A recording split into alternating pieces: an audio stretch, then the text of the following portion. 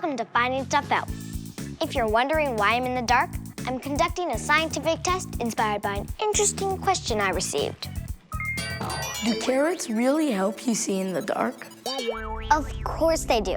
Have you ever seen a rabbit wearing glasses? Nah. Seriously though, I don't know.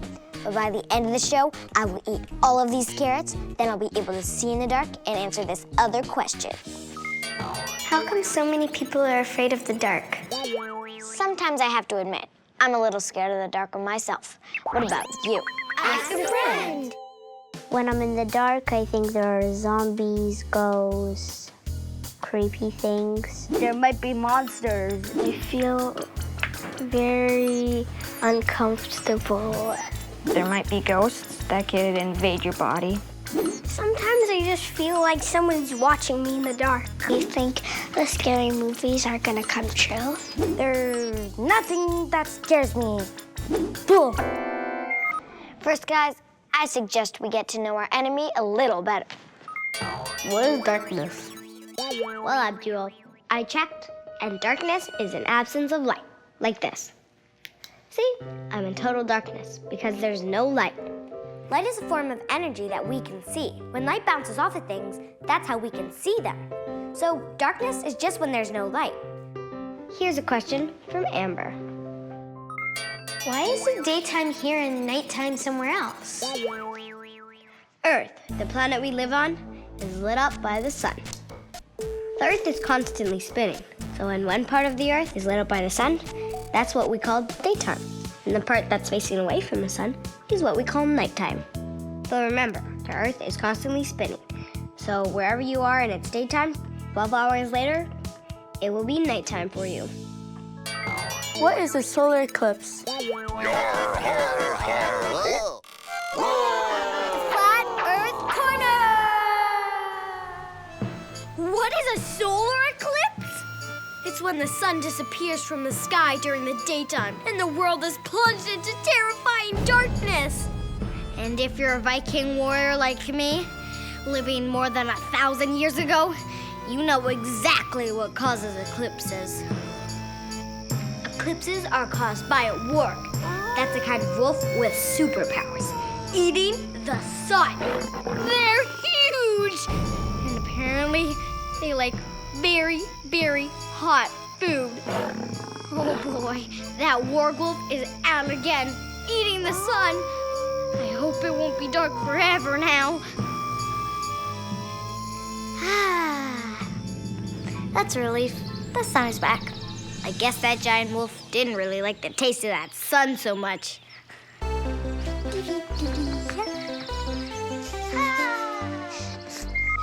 Eclipses aren't really caused by giant wolves. They're caused by the moon.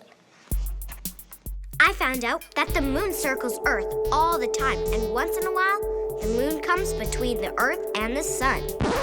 Hello? Trying to have some daytime here. You're blocking my light. Oh. I'm going as fast as I can. When it does, it blocks the sun's light for a few minutes, causing an eclipse. Ah, that's better. Does darkness affect plants to grow? That's a good question, Sasha. But I don't think this carrot will give me an answer. It's not very talkative. And I checked. All plants need light to live and grow. Some can survive with just a little, but none of them can grow in the dark. Mushrooms can, but they're not a plant. They're something called fungi. They don't need light like plants do, and they get their food from rotting stuff. Of course, plants aren't the only thing that are affected by darkness. Animals are affected by darkness too. Here's another question from Alessandra. Are owls and bats afraid of the light? I think I know someone who can answer that. She knows about owls who fly around at night. They don't crash into stuff because they have amazing sight. Here, Jennifer's here to buy. I see you brought a friend. I have. This is Dweep, our grandpapa great horned owl. He's actually 30 years old. Wow, I'm glad I know your name. So now I don't have to wonder who you are. What kind of owl is Dweep? This is actually a great horned owl. as you can see by these awesome horns he has on his head. They're not really horns, they're actually just tufts of feathers that stick out from his head, but from far they kind of look like horns. So, to answer your question, Alessandra, Jennifer says that we don't know if they're afraid, but bats really don't like light. Oh, She says owls like Sweep don't mind daylight. But when darkness comes, these great night hunters, woohoo, rule the sky. How is it possible for owls to hunt at night? Oh, well, owls are really special. They have these special eyes that help them to see better in low light condition. Now, if you look at his eyes, you'll see compared to his head, his eyes are huge. If we made his skull as big as a human skull, for example, we'd have to have eyes the size of grapefruit. I'd look quite pretty with eyes the size of grapefruits, right? Now, being that those eyes are so big, those pupils, the little black circles that you see in the middle of their eyes, those are also can become really big. The bigger the pupils, the more light comes into their eye. And that means they can see better. Now, their eyes are so big, though, that they can't really move them. So you see what I'm doing with my eyes? These guys can't do that. Their eyes stay fixed. Yeah.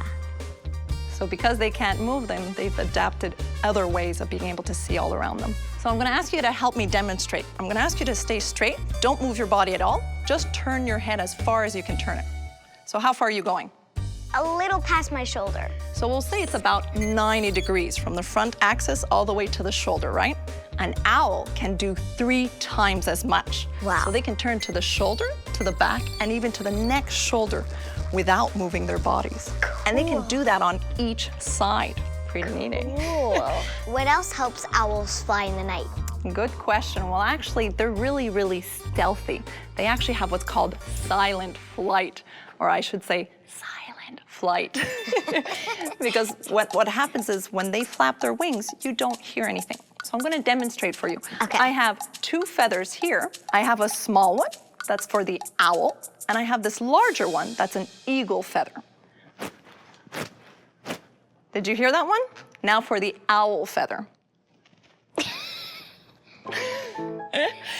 So you can see there's quite a difference, right? Yeah. Why would it need to be so quiet, an owl? What would it need that for? So the prey couldn't hear them and he could catch them. Bingo, exactly. To be able to surprise that little mouse. It's also in order to be able to Listen. hear the little mouse. That was a little yawn. What else helps owls catch their dinner in the dark? Oh, well, to show you that, I'm gonna bring out a different owl. Okay. So let me introduce you to Novio. That's so cool. He moves his head around. It's like he's dancing. Why does he do that? Actually, this is a barn owl. And barn owls, if you look at the faces, their face is shaped in the shape of a heart or a circle, if you will. And that's Yeah. what's called a facial disc on an owl. All owls have them. Now, barn owls, their facial disc helps bring the sound to their ears, which are hidden beneath the feathers on each side of their head. So with that facial disc, he's able to hear things more clearly, so he can hear all sorts of sounds. And the reason why he's dancing is he's kind of trying to make that facial disc a little bit bigger. Well, the more he moves his head, the more he's able to hear sounds. These guys have such amazing hearing that they can hear little mice 30 centimeters under the snow. Wow. That's so cool. Thanks, Jennifer, for being on my show. Thank you for having us. Well, owls finding their way in the dark gives me an idea for... my great challenge! I'm the addict with my 2 challenges. Ruby, Hi. you're going to be Team Dweep. Sasha, Hey. you're going to be Team Novio. You're gonna have to use sound to hunt like an owl, but I'm not going to turn the lights off because that wouldn't be very interesting for the people who are watching, will it? No. So you guys are going to be blindfolded, and you can only use your sense of hearing to catch your prey, like this one. So are you guys ready? Yeah. Then put your blindfolds on and start hunting in the dark.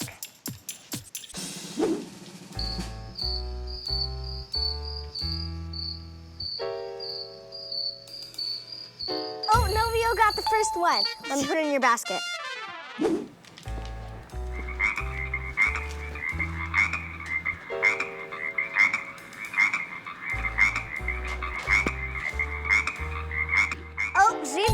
second one. Okay, let me put it in your basket. The next one is a little sneaky.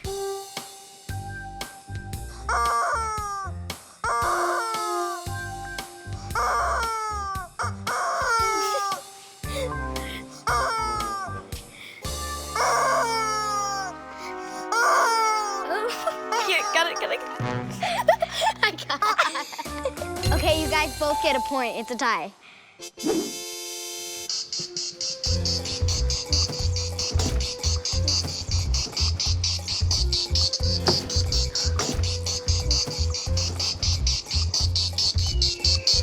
Got it. Nice job. Okay, this is the last one now. You guys ready? Yeah.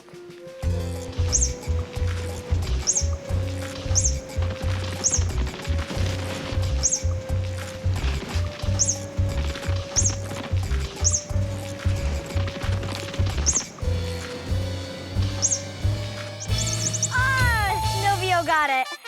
Sweep, you have 3. And Novio, you also have 3. Which means you guys both win. Yeah! Was it weird hunting for your dinner in the dark? Yeah, Why? 'cause I like eating my food. And was it difficult for you to eat? Yeah. Why? Because it was hard walking, you could probably trip. Yeah.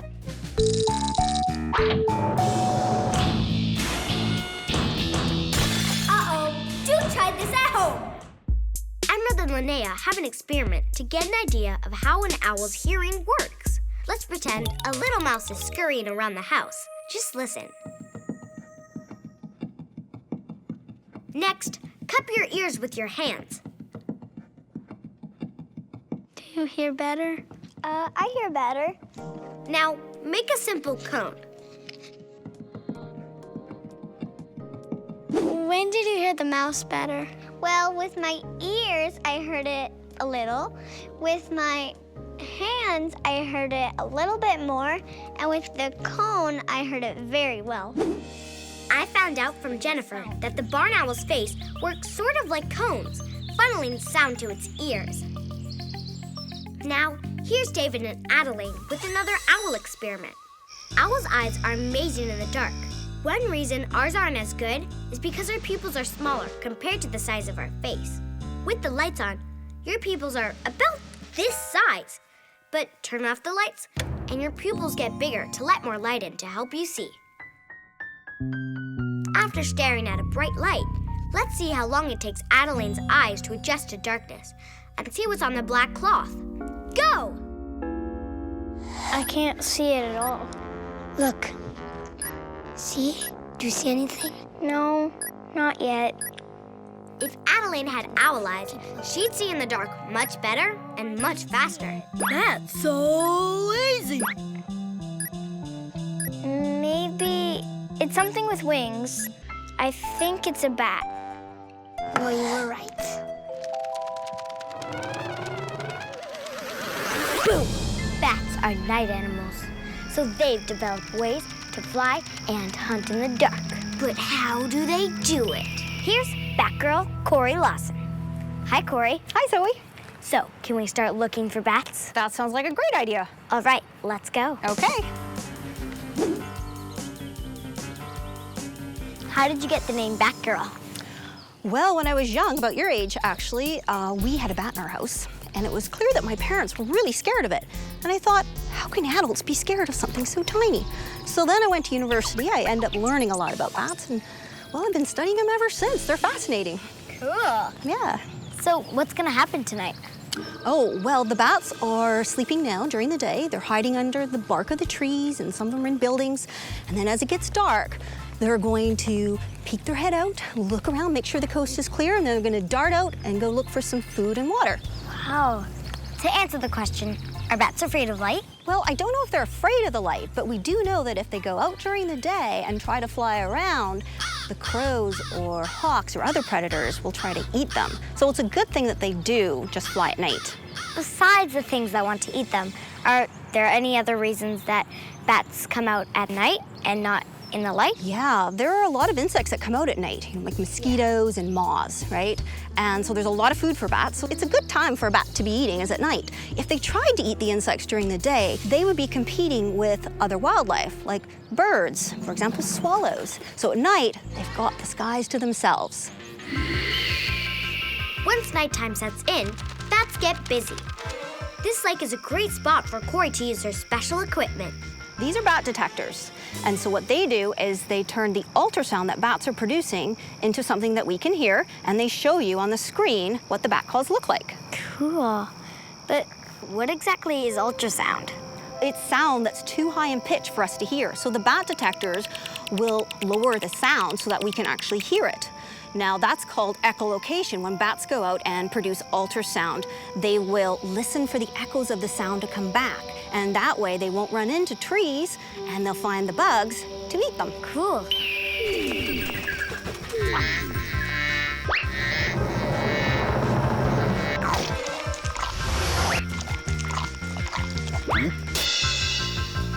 So we just point the detectors out over the water, and the bats are going to come in and they're going to get a drink, just like that. See, that's a bat, and we can see the ultrasound calls that it's producing. That's its echolocation. It can find the water and some bugs to eat. That's awesome. Oh, look, it's Felix, my research colleague. And he has a bat that needs to be released. When he releases it, we'll be able to record its ultrasound. Cool. Hey, Bat, I see your ultrasound. Have a nice meal. Well, thanks for being on my show and helping me find out about why bats love the dark. Well, you're welcome. Now, here's a question from Alexa. Are there any animals who live in total darkness? Total darkness? Like complete absence of light? Head getting warm? How could an animal function in total darkness? How would it know left from right and day from night? Synapse is getting out of control! Reaching overload! Ah! You're gonna make my head explode! Oh,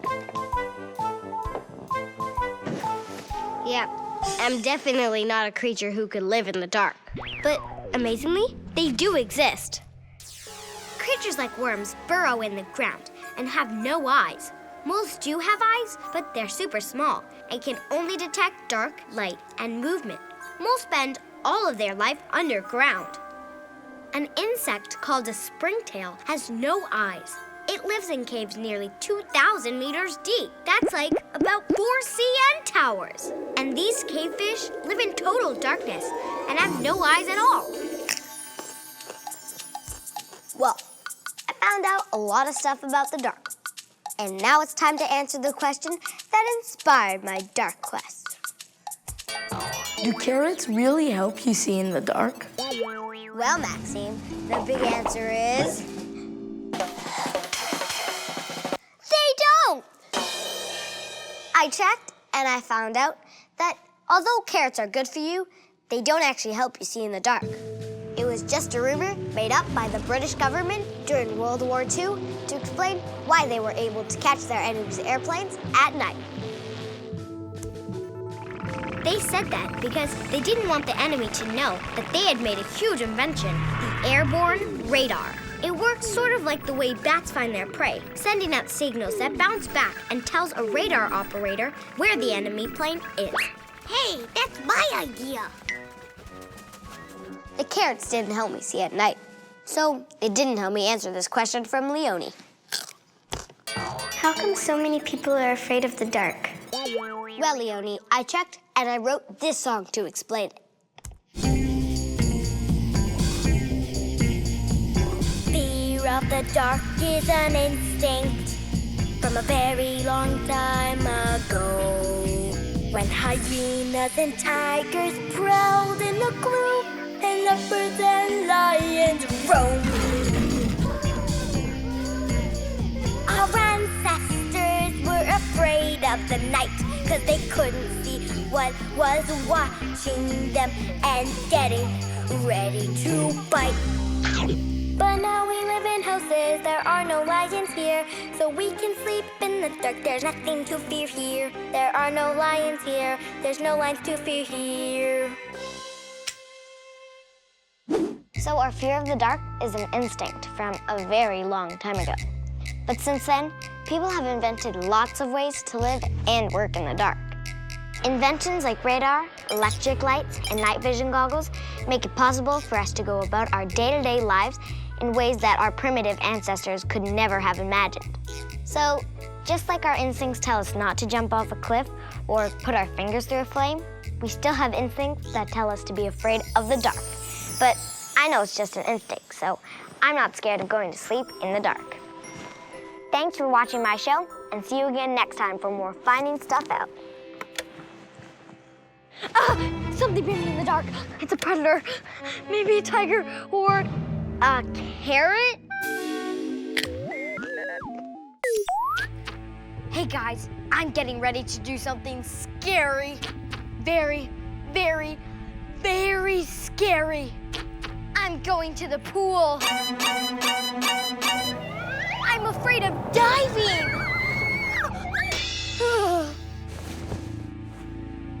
I really want to go diving with my friends, but I'm scared of landing in the water head first. It makes me wonder the same thing as my friend Epek. Why do we get scared? Great question, Epek. People are afraid of all kinds of things. Scary movies, spooky sounds, weird shadows, and even clowns. I don't know why we get scared, but I promise to find out for you by the end of the show. And maybe even I'll face my fear and dive off the diving board. I wonder what my friends are afraid of. Ask a friend. Bees really scare me. Creepy sounds. Little reptiles, because I hate seeing little things crawling on the ground.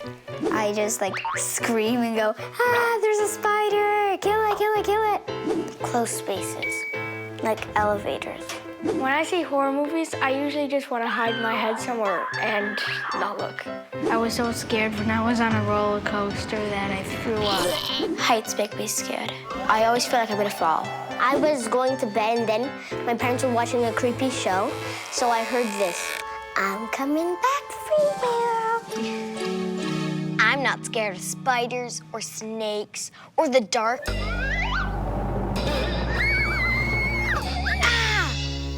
Okay. I'm super scared of diving head first. Just thinking about it makes me nervous and I can't breathe. Ornell is wondering the same thing about that. What happens to your body when you are scared? Fear is something that we all feel, but there are ways to help us deal. Please welcome psychotherapist Sandra Reish. Oh, did I scare you? Yes, you have a scary monster mask on. I'm afraid of diving head first. I feel like my body does weird things just thinking about it. Well, that makes sense. When we're facing something unknown or possibly dangerous, our body has a built-in system, an instinct, to protect us from any possible danger. Like meeting a monster? You see, now monsters are very scary, but since you showed me that face before, it's not unknown. I get that, but I've never dove head first before. Who knows what could happen? My heart's beating so fast. What's going on? Your body has a system in it. When it thinks it's in danger, it turns on a whole bunch of alarm reactions that are called your fight or flight system. And that system is there to get you out of danger.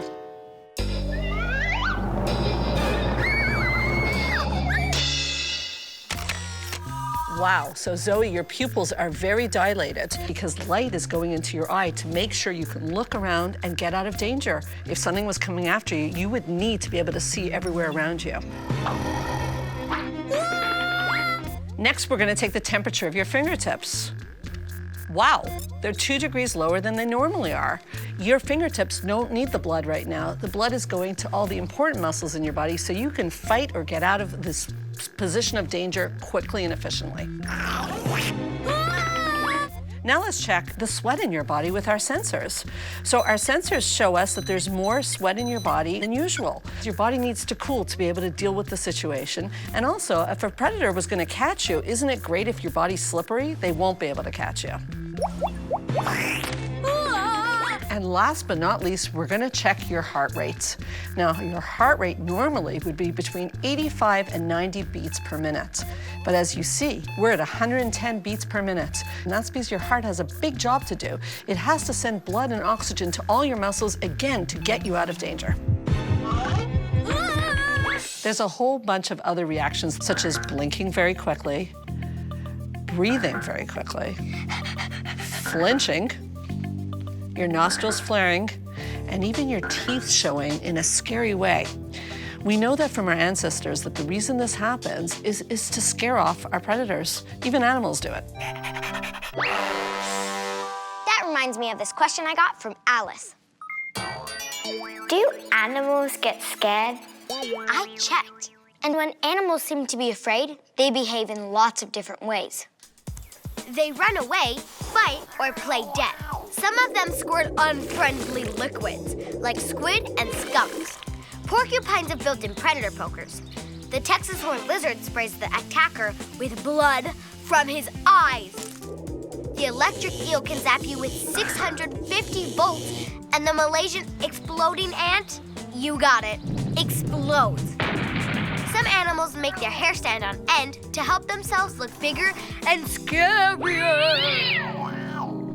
Scary. That gave me goosebumps. Teoni had a question about that. What are goosebumps? I checked, and turns out goosebumps are about our hair standing on end. I found out when we get scared or really excited, the tiny muscles at the bottom of the hairs on our arms tighten up. That makes the hair stand on end and pulls the skin up a bit to make us look big. Except now, we don't have a lot of hair, but way back when our ancestors had a lot more body hair, it was a different story. Well, now that we know what happens to our body when we feel fear, maybe it's time to see some fear. It's time for... My Great Challenge!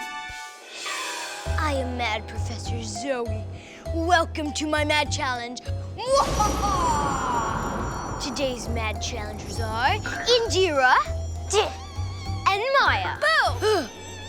Do you guys scare easily? Because I know I do. Sometimes. Good. You have 4 mad tasks to complete. The first one done wins. These are your organ transplant containers. And these are your lists.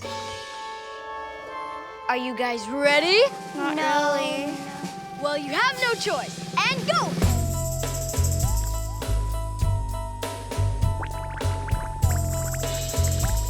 Our challengers have to find 1 eyeball, 2 swamp creature eggs, dentures that belong to the man in room 11, and 1 fresh brain. Ew!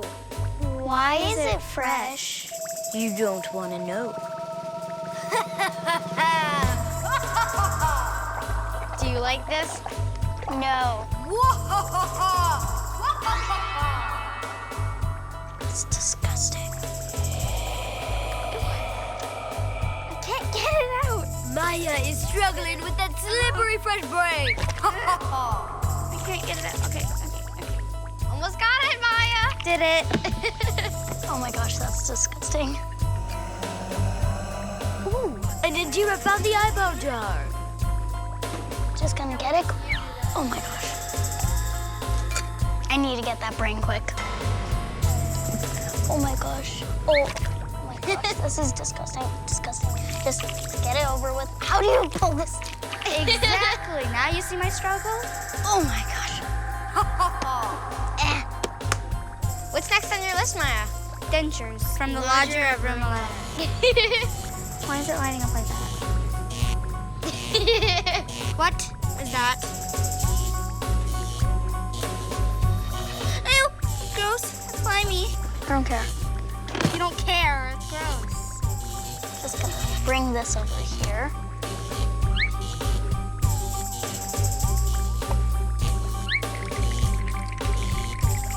Indira's got the false teeth. Now you have to wear the dentures.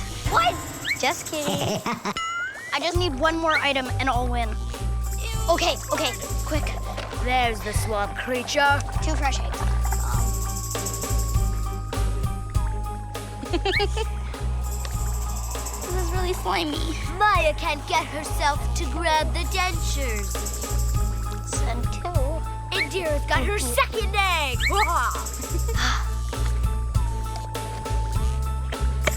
Finished. Good job. And the winner is Indira! Oh, man. Were you guys scared?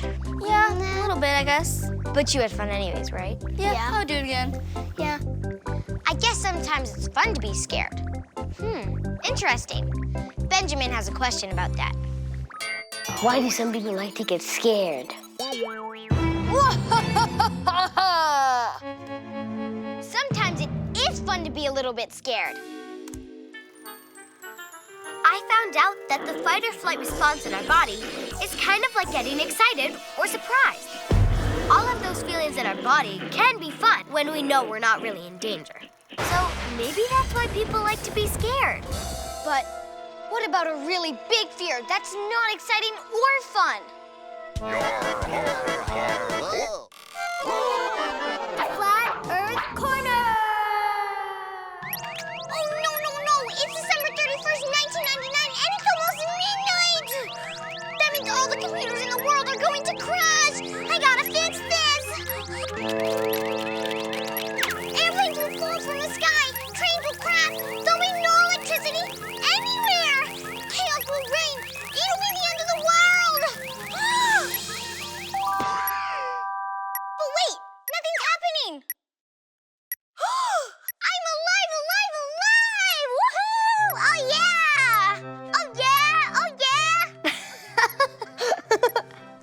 Can you believe that a lot of people were actually really afraid of the year 2000? That's because many computers were programmed to recognize 99 as 1999, but unable to recognize 00 as 2000.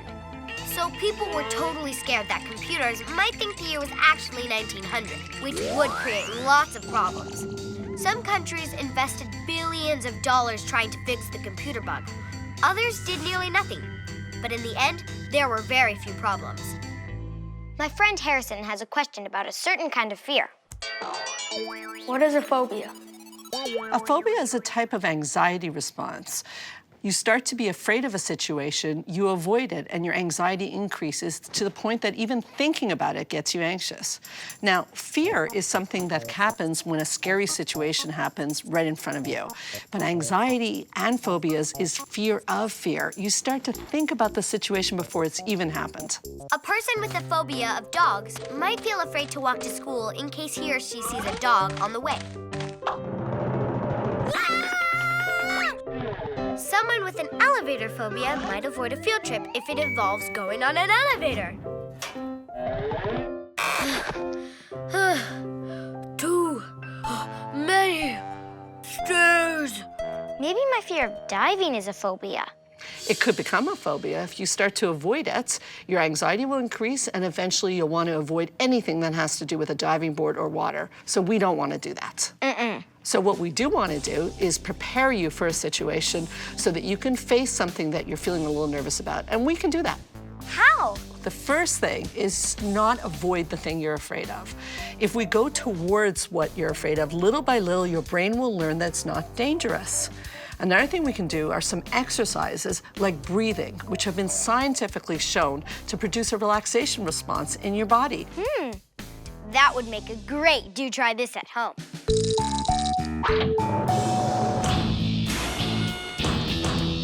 Uh-oh, do try this at home.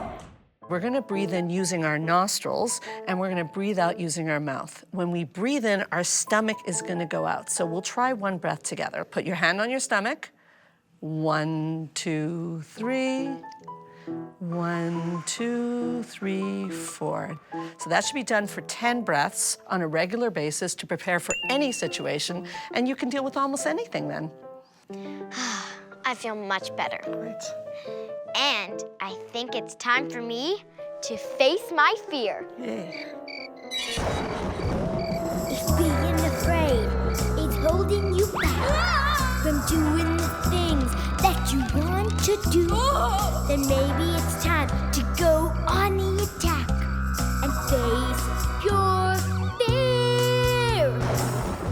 Face your fear, that's the secret sauce. Face your fear, that makes you the boss. Just take a deep breath and open your eyes. Then you're in for a big surprise. Because life will be more fun when the day is done. And you have faced your fear. And you have faced your fear. Boo! I'm still afraid of diving, but I've made up my mind. It's time to face my fear. Hi there. Hi, I'm Zoe. Nice to meet you. Hi, I'm Elijah. All right. Have you guys ever done any diving before? Yes. Well, diving headfirst is a real no-no for me. Okay, no worries. I mean, no one ever comes into these diving lessons already knowing how to dive. So I think with a little bit of practice, we should be able to make some progress on that. All right, so you guys can take your spot on the mats here. Before we can dive, Lydia teaches us some basic jumping techniques. You're gonna make sure you're squeezing your stomach muscles, squeezing your hip muscles. You're gonna bend your legs and jump.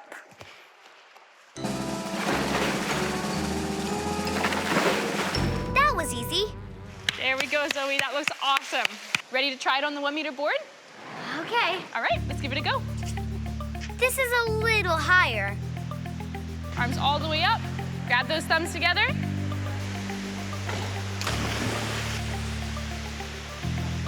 That's still pretty easy. I think your jumps on the 1 meter look really, really awesome. Okay, you have beautiful form. You're keeping your body really tall. I think you guys are ready to do that on the 3 meter board. Okay, Coach just asked me to go on the 3 meter because we were really good on the 1 meter. But I don't know if I want to yet. I don't think I'm ready to do it yet. Okay, no problem. We're gonna move this at your own pace, okay? How do you feel about trying some dives on the side of the pool? Sure. All right, let's go give it a shot. Diving head first can be pretty scary when you try it for the first time, but it's actually really, really simple. You always want your hands to hit the water first, all right? Aim for that spot. Make sure you're looking where you're going. And fall. One step at a time, just like Sandra said. Up on your toes, stretch down and through. That was my very first dive. It felt good. I was kind of nervous at the beginning, but then it was awesome. Wanna try it on the 1 meter board? I don't know yet. What's holding you back? I don't know, maybe the height. Landing in the water, head first. It's not actually that high. And fall. That seemed easy, but it's my turn now. I'm nervous and scared at the same time, but also really excited. I think I might do it. You're gonna pike down for the water. Ready as I'll ever be. It's time to go. Winching right there. And fall in front. Great job, Zoe. Thanks. I know you were scared to go before, and now you did your dive. Do you feel a little bit less scared of it now? Yes and no. Yes and no? Okay. How do you feel about maybe going up to the 3 meter board and taking a look off there? Hey, not for the dive, maybe just for the jump, or just to go up and look. I don't know, it's pretty high. Yeah? Think you can walk to the end of the board?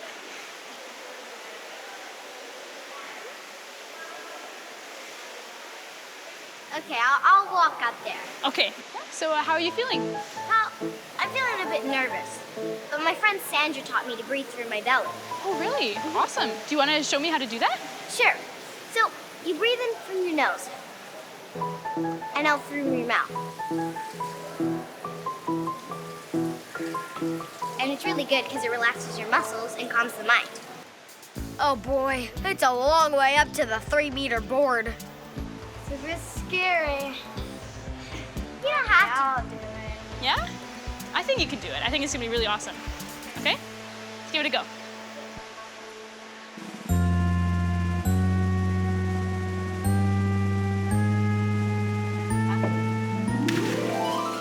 Nice job, Elijah. It's perfect. Okay, so I think it's your turn to walk out to the end of the board. Okay. Yeah?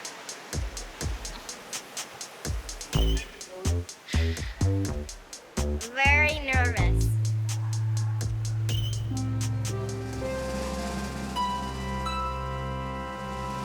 All right. Pretty high. Yeah? high.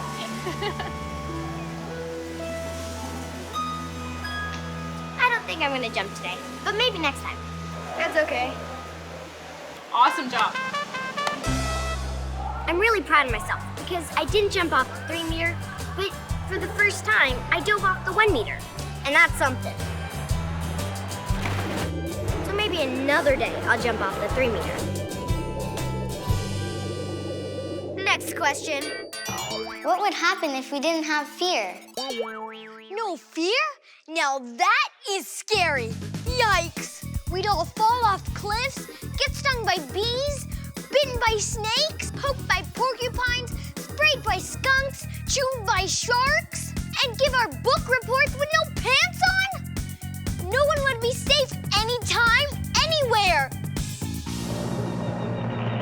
You're gonna make my head explode! Wait a minute. Maybe that's why we have fear in the first place. I think I know the answer to Epek's question now. Why do we get scared? The big answer is... to keep us safe. Well, a lot of things we are afraid of might be dangerous. So fear is like a warning signal to get us ready to fight or to run away. But when fear is holding us back, we can conquer it. See you next time for more Finding Stuff Out. Shh. Listen. Do you hear that?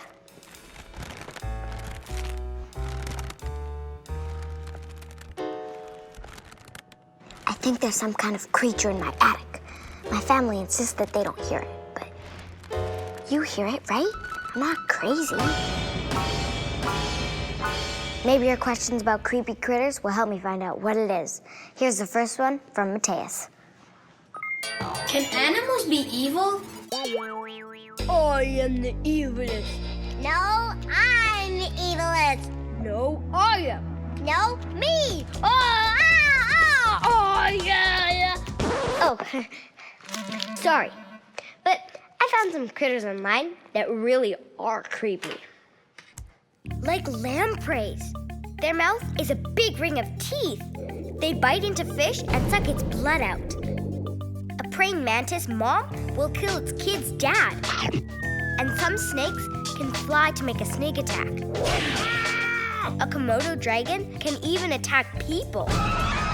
And these star-nosed moles just creep me out. I mean, look at them. Why are creatures so creepy? What's with all the blood-sucking, sneak-attacking, scary-lookingness? Just the thought of eaten by a giant lizard. Uh-oh! Head getting worn. Brain overload. Why are there so many weird and disgusting creatures? You're gonna make my head explode! Okay, so lots of things are creepy. But Matea's question was, are they evil? I promise to have the answer by the end of this episode. Ask a friend. What creatures do you find creepiest? A cobra, a caterpillar, a cockroach. At night, it would be a wolf. A big snake. Bed bugs. A black widow, because they can jump right to your face. I find rattlesnakes pretty creepy. Sharks, A giant gorilla. a grizzly bear. Spiders. So creepy. Oh, great. Now you've made me even more scared. Let me take another question to settle my nerves. Why are people scared of spiders? I think that question's a job for the professionals. He can tell if they're bugs hiding under your rugs. He can keep away pests, that's why he's the best. Here's Sean! Hi, Zoe. I brought some insects for you. Can I put them down somewhere? Yeah, just on the table. Perfect. What was that? What is what? Phew, it's just you.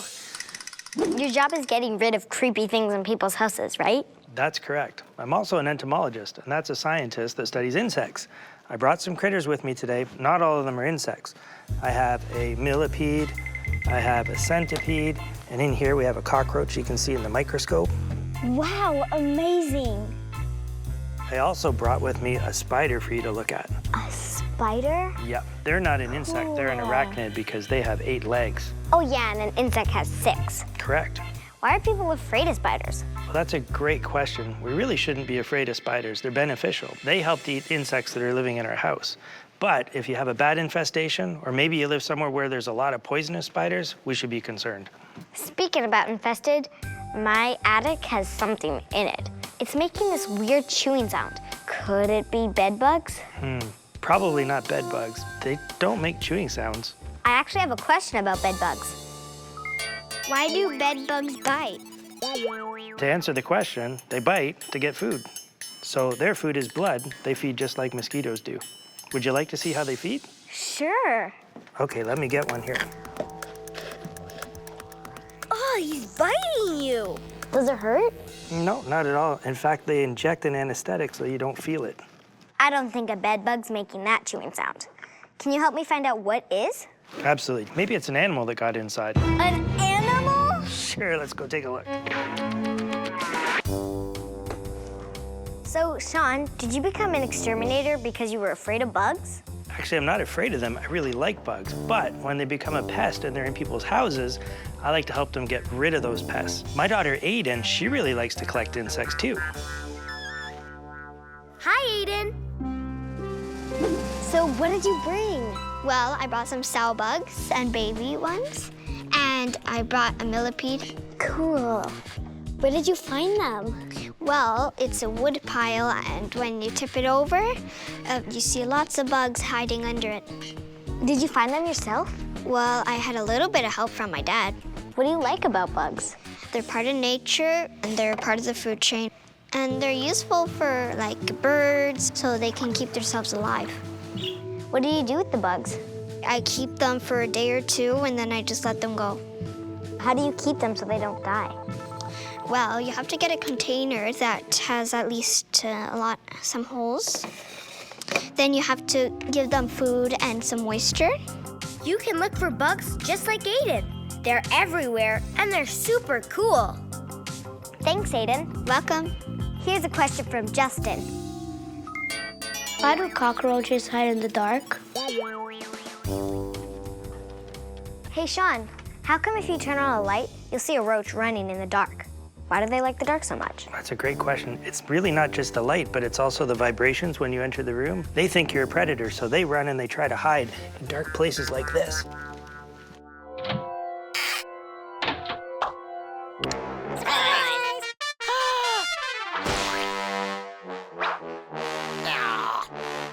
That gives me an idea for...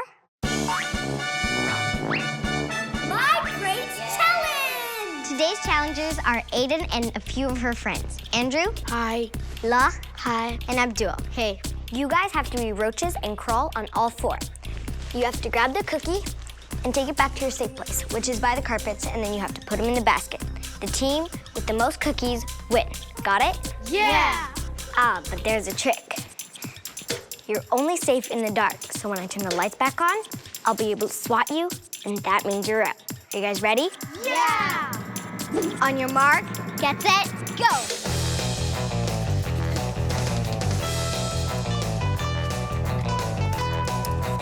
Look at all those cockroaches, snatching all those cookies. Orange team is off to a great start. But green team not doing as well.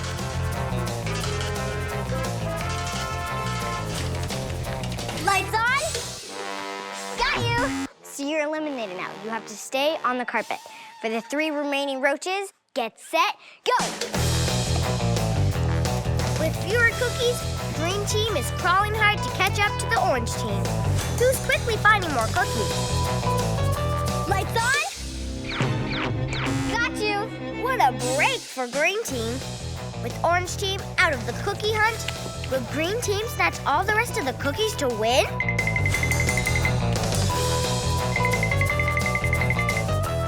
Oh, the green team got a cookie. They're lucky they're in the dark until lights on.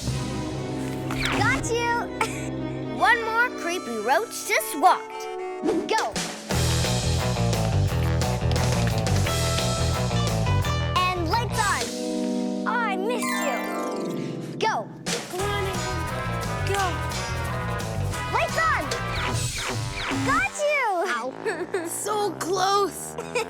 She has a cookie though. Yeah.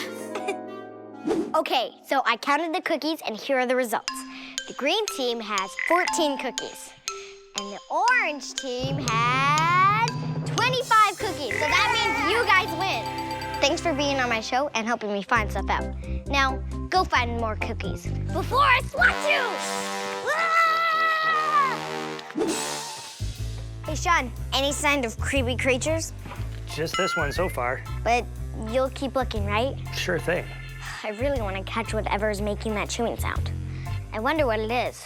I got this really smart question earlier. Hey Zoe, why don't you just do a computer search for the creepiest animal contest winner? I'm glad you asked, person who does not at all look like me. And I checked. Well, some things you just can't unsee. And you're about to see them too. He has the creepiest animal, so let's give him a hand and maul. Please welcome biologist Matthew Parmenter. Hi, Zoe. Thanks for inviting me on. Creepy. These are funny critters. Are they rats? No, they're called naked mole rats, but they're not actually rats or moles. They're most closely related to porcupines and guinea pigs and chinchillas. You're so ugly, you're cute. Wow, their teeth are so long. That's right. They actually use them like shovels when they're digging, and their teeth are outside of their mouths, so they don't get a mouthful of dirt every time they dig a tunnel. Do you want to hold one? Sure. There you go. So you can see when they're in the tunnel together that it's really a tight fit, and they'll often end up running right over top of each other. Cool. And this guy here, if he gets adventurous, is gonna, oh. He's going backwards. That's right. Do you think they know they look like that weird? No, they're actually mostly blind, and they live in the dark. And you can see right now, even when they run up against the edge of the tunnel, they act surprised because they can't see that it's coming. If they're blind, a predator could catch them easily, right? Well, actually, they rely on their sense of smell to protect themselves. They actually will all roll around in each other's poop, so they all smell the same. Okay, you might want to take them back. Well, and that's not even the worst. To get all the nutrients out of their food, they actually eat their own poop. It's like getting 2 meals for the price of 1. They like that? They seem to. Ugh, I think I hear a song coming on. Naked mole rat, why won't you get dressed? Please put on a shirt or maybe a vest. You don't have to be chic, don't have to have style, but maybe put on pants maybe once in a while. Naked mole rat, you don't seem to care that your wrinkly skin doesn't have any hair. I guess you're just content being naked around with your poop-eating friends and you're holding the ground. Naked mole rat, I don't mean to judge, but you're squinty and weird and think poop tastes like fudge. Blech! Hey, did you ever think that maybe you're the weird one? Oh, I never looked at it that way. Naked mole rat, I guess I was wrong. Turns out there's a reason your teeth are so long. And you don't need a coat, cause you live in the dirt. I hope that my song didn't make you feel hurt. Oh yes, I hope my little song didn't make you feel hurt. No hard feelings, right? There's something in my attic making a chewing sound. You don't think it's a poop-eating naked mole rat, do you? Probably not, because these guys are only found in Africa. So why did you like studying them then? Well, naked mole rats do a lot of things that people can't do. They can survive in environments with really low oxygen, they don't get cancer, and they live really long lives. So there's a lot of really interesting reasons to figure out the biology of how they do that, and then to try to bring it back to people and try to help patients who have problems. How'd you get attached to them if they're so creepy? Even though an individual mole rat is maybe not the most attractive animal you've ever seen, when you put them all together, they're pretty cute. Who'd guess they'd be the life of the party? Thanks for helping me find stuff out. It's been my pleasure, thank you. I've got a really fishy question from Joshua. Can piranhas eat you alive? Flat Earth Corner! I'm Zoe von Zoe, the famous explorer.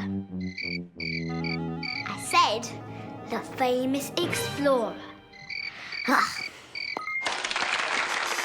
That's more like it.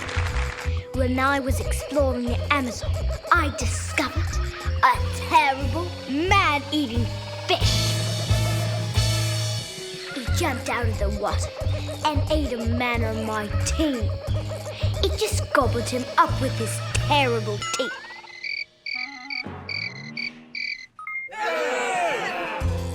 But I slayed the evil fish, And that's why I'm the bravest explorer in the world. Ah, come on. Hey!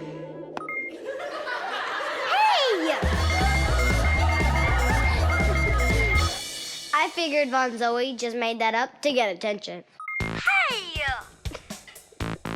But to answer your question, Joshua, about whether piranhas eat you alive, I checked. And back in the old days when it was hard to travel and send messages, stories about animals in faraway lands got really exaggerated. So I think piranhas wouldn't actually eat a person. Or would it? I'm going to check that out.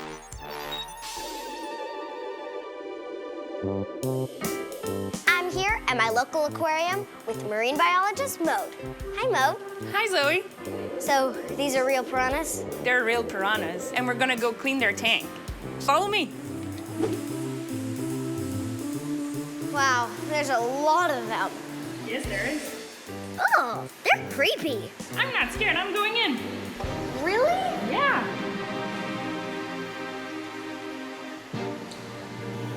She's going in. I can't watch. Oh, so far so good.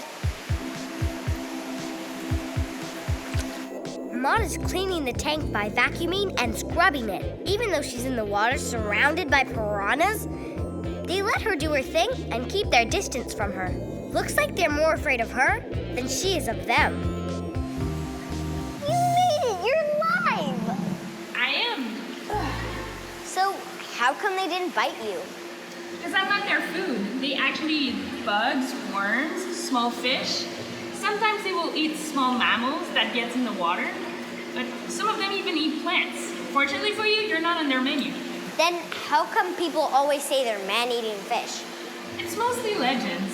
Like, they might nibble on a dead animal in the water, but they normally won't attack a large animal to kill it. People have been known to swim with piranhas for ages and nothing happens.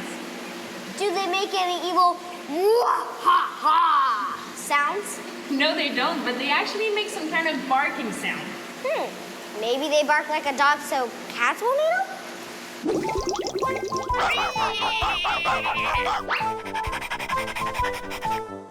Good guess, but probably not. Thanks for helping me find stuff out. You're more than welcome. Joanna has a question that's out of this world. Are stingrays from outer space? I've come all the way to outer space to find out. Whoa. Just kidding. I'm still at the aquarium with another marine biologist, Andrew. Hi, Zoe. Hi. Joanna thinks stingrays are from outer space, but they're not, are they? No, they kind of look like they could be, and our southern stingrays even look a little bit like living flying saucers, but stingrays are definitely from Earth. Then why do they look so creepy? Well, why don't we hop in the tank and find out? Wait, this tank? Right now? Cool.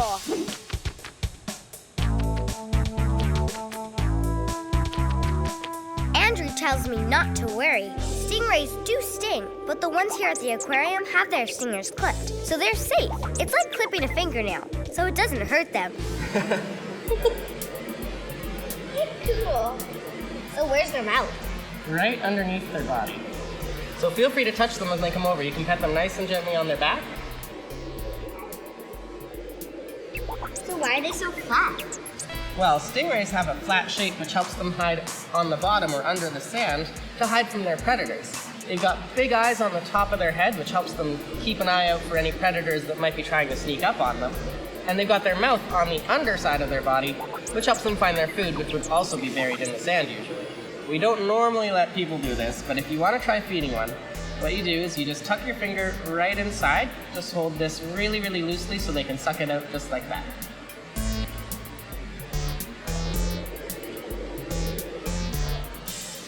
Whoa, that's weird. So are there any other animals that are like them? Stingrays are actually very closely related to sharks, and they have a lot of features in common.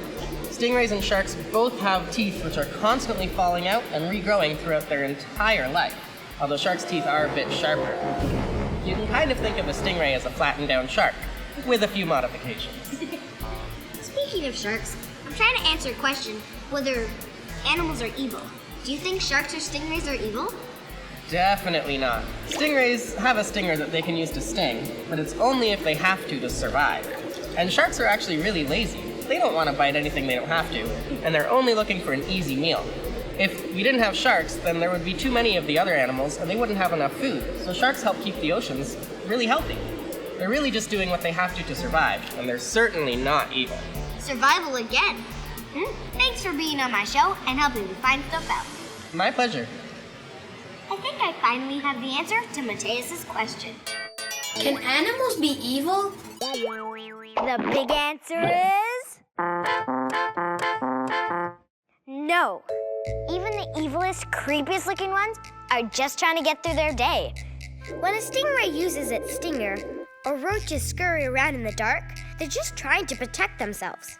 And when a lamprey sucks a fish's blood, or a snake flies out of the trees to attack, they're just trying to get a good lunch. Turns out, even the creepiest things have a reason for what they do. Like a praying mantis. It eats its mate so it has enough food to make babies. So, creatures might be dangerous or even look evil. They're not really evil. They're just trying to survive. You're not harmful, are you? No, you aren't. Hey, Zoe, I found out what was making that chewing sound. What is it? Well, it's black, it has sharp teeth and claws, and it's about this big. Yikes, get it out of here. Are you sure? Of course I'm sure. A puppy? How'd a puppy get in my house? Aww, it has a note. Happy birthday, Zoe. It's a birthday surprise. No wonder my family pretended they didn't hear the chewing sound. They wanted him to be a surprise. You know we could take him home if you're too scared. Yeah! No, you're not scary. I love him. I'm gonna name you Chewy, because you chew a lot. Well, we solved my mystery, and I answered your question. And I got a puppy. See you next time for more Finding Stuff Out. He sort of sounds like a piranha.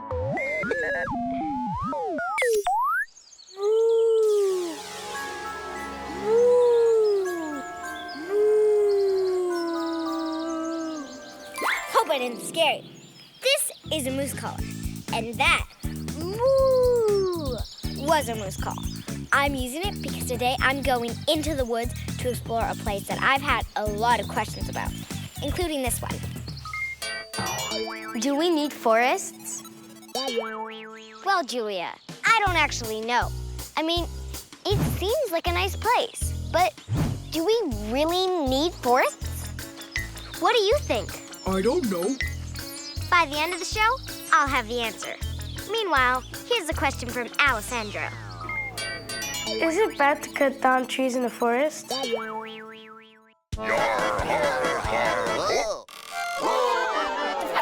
Earth Corner! Is it bad to cut down trees in the forest? Of course not. Look how many there are. If I cut down trees forever, there would still be a lot more.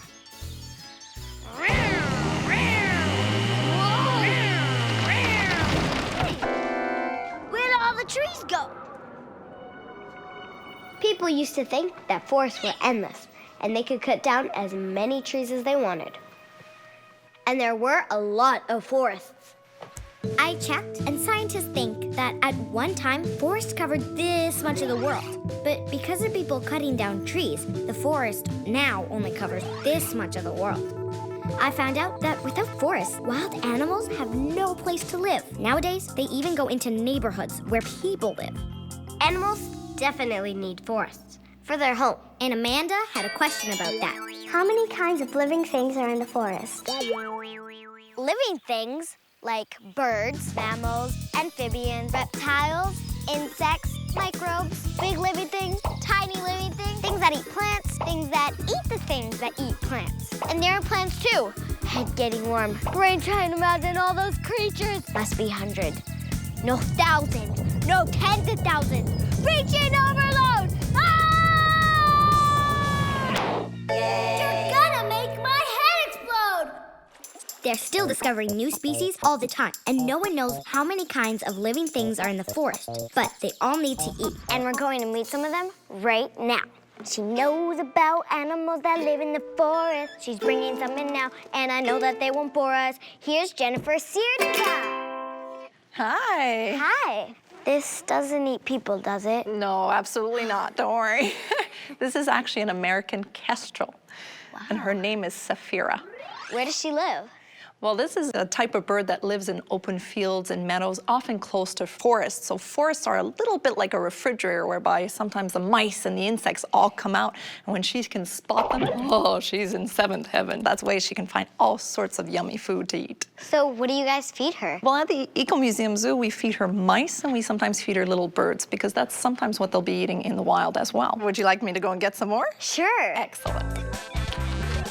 Wow, what kind of snake is that? This is what we call a black rat snake. Sometimes people refer to them as gray rat snakes. It loves to climb up into trees. I know it's hard to believe considering it doesn't have any arms or legs, but these guys can actually climb very easily.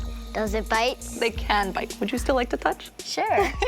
Whoa, that's like scaly. That's funny. Those are all scales. They have them all over their bodies.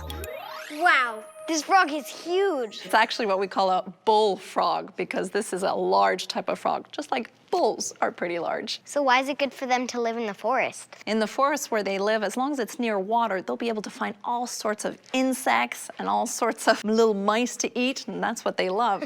They can eat fish that are found in the water, as well as a mammal that flies at night. Bats. Seriously? Oh, yeah. And you want to know how they eat the bat? How? Well, they have to launch towards it with their bodies, their mouths open, their tongues sticking out like this. They catch the bat in their mouths. With their teeth, it keeps them in place. And then they push it down with their hands, the muscles in their throat. They have to bring their eyes inside their heads and push the food right down their throat. That's so cool. This is what we call an opossum, and this is from the marsupial group. So it's the same group as koalas and kangaroos. What does she eat?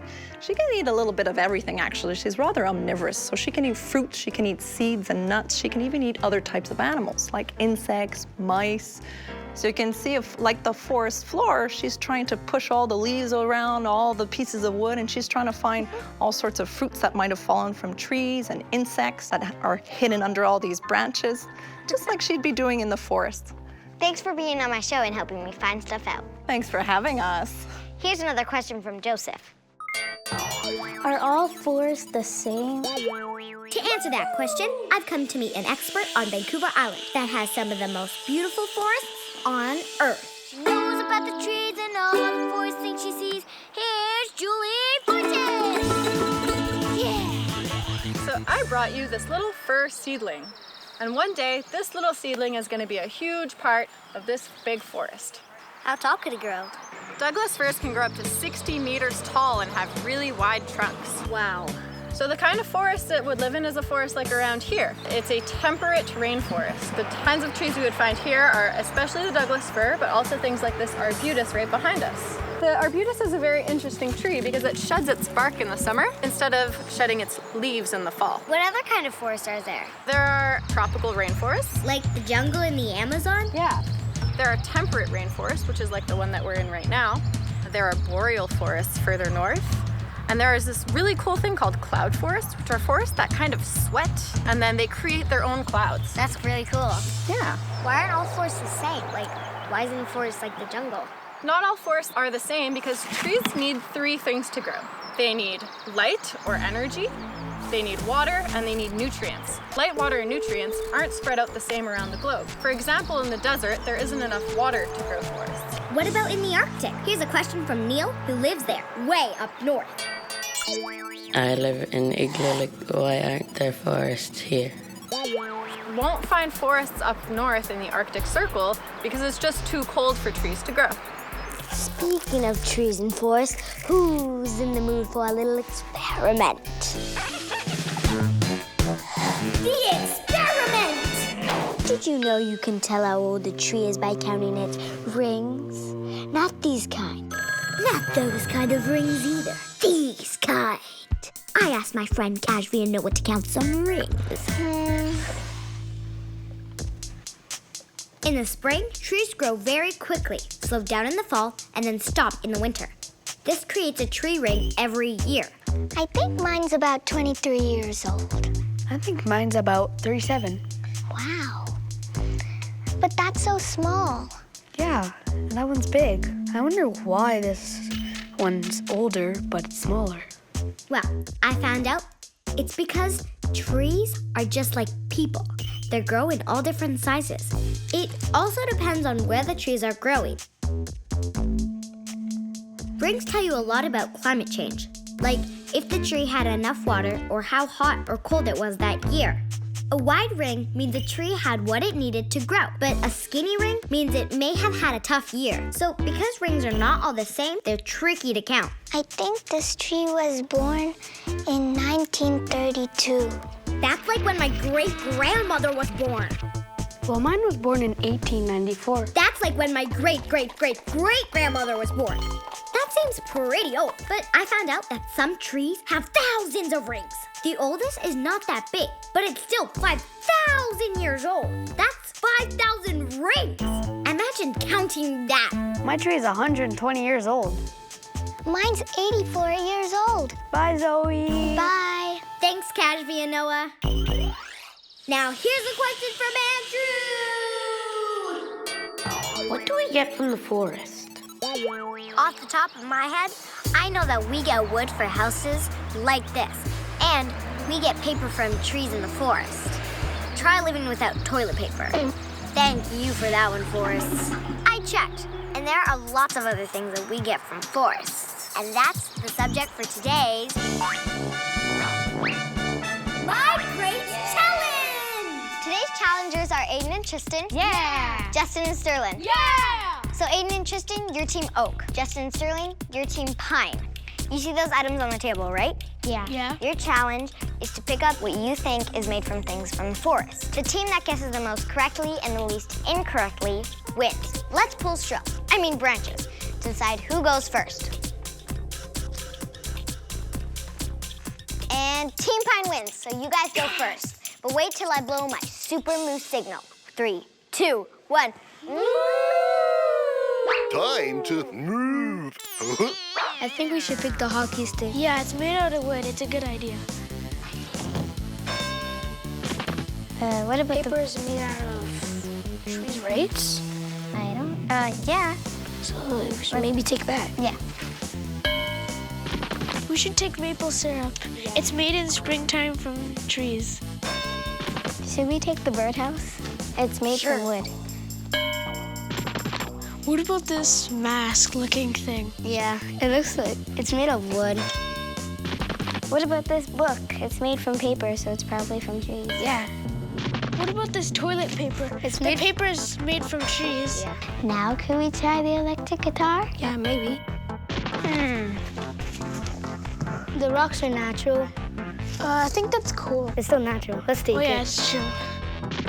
We should take that. I don't know what it is. I don't know what it is. Is it butter? I should probably take it. Oh, paper. Yeah, paper. Maybe take that T-shirt. Yeah. Yeah, this box. Maybe this bouncy ball. Maybe. So just take ping pong balls. There's nothing else we can really pick. Both teams are done. They did not pick the rubber boots, plastic container, or the rubber tire. Are you sure everything on your table comes from the forest? No. I forgot to mention, you lose a point for every wrong answer. I'll give you one chance to put everything back that you don't think comes from the forest. Back the guitar. Yeah. Maybe you should put that Butter. And what about this ball? Yeah, sure. Yeah, these ping pong balls Or plastic. Yeah, and they're ping pongish. Okay, Team Oak, you have 6 items that you thought came from the forest. Team Pine, you have 9 items that you thought came from the forest. So the good news is, everything that you put on your table came from the forest. Yes. But the bad news is, everything that you put down or didn't pick up also came from the forest.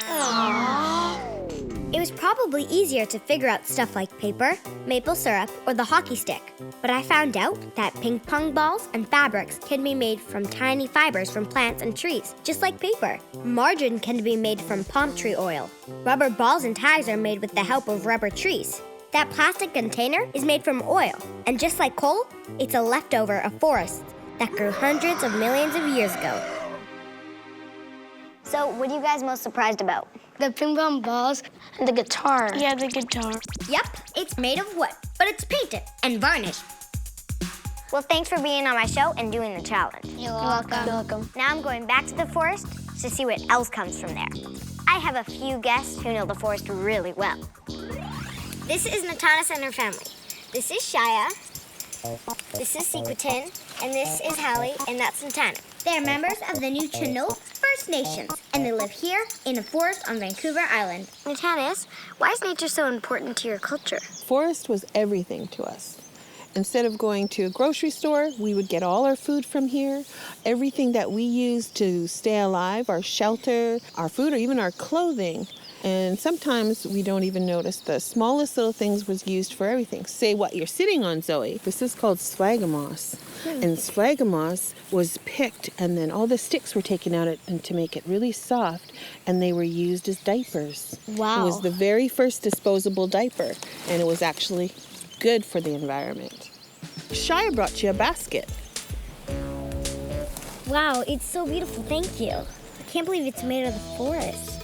I'm so excited. This is a salmon. Wow, that tastes delicious. This is an indigenous blackberry. It's like a little vine that grows. And the young girls used to like taking it here, and you would make a little hair ornament, and the girls would wear it and decorate their hair. You'd spend all day out here, and you'd be singing songs, and you'd be singing to the trees, and you'll also be letting the bears know that I'm here. We're out in the middle of the woods looking for plants and berries, so we have to sing a song to let the bears know that we're here.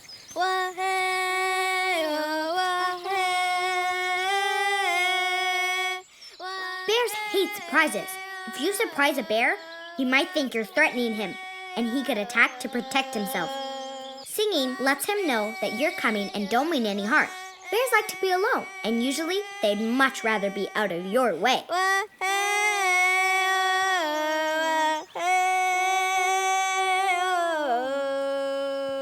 All around us, right in this one little area, we have all different kinds of medicine and food. So everywhere you walked, there was something that we used. Cedar was the most used tool of the coastal people. Huge canoes would be made out of this, and they would be pounded into very fine fiber, and they would be made into clothes. I never thought that you can use so much things in the forest. Thanks for being on my show. You're welcome, Zoe. I think we're getting closer to answering if we need forests. Animals for sure need forests. And we need a lot of stuff we get from forests. But are they good for anything else? I think I have time for a couple more questions. How do forest fires start?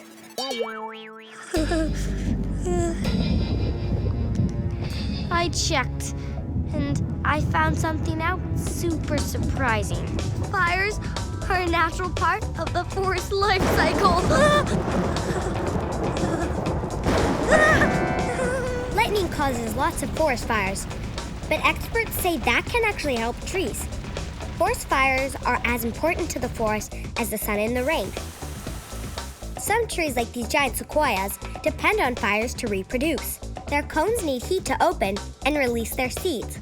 Ashes make great tree food, and more sunshine gets through, helping new bushes and trees grow a lot better. This is good for animals looking for food, but some fires can be really bad. Hey, where did everybody go? It's bad for forests when fires get out of control.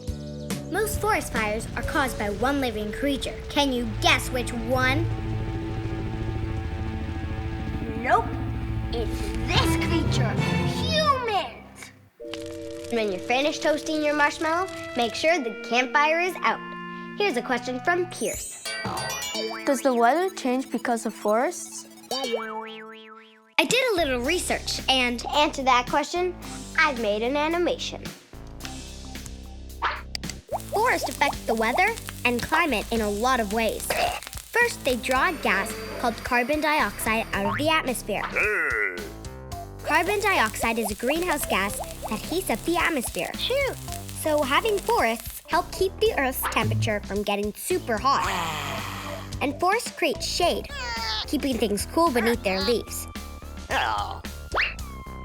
Their root systems absorb water, which helps prevent flooding.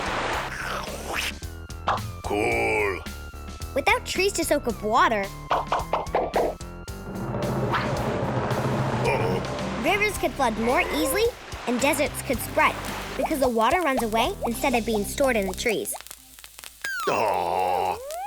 Don't you breathe easier knowing that forests are taking care of us? Hey, that gives me an idea for...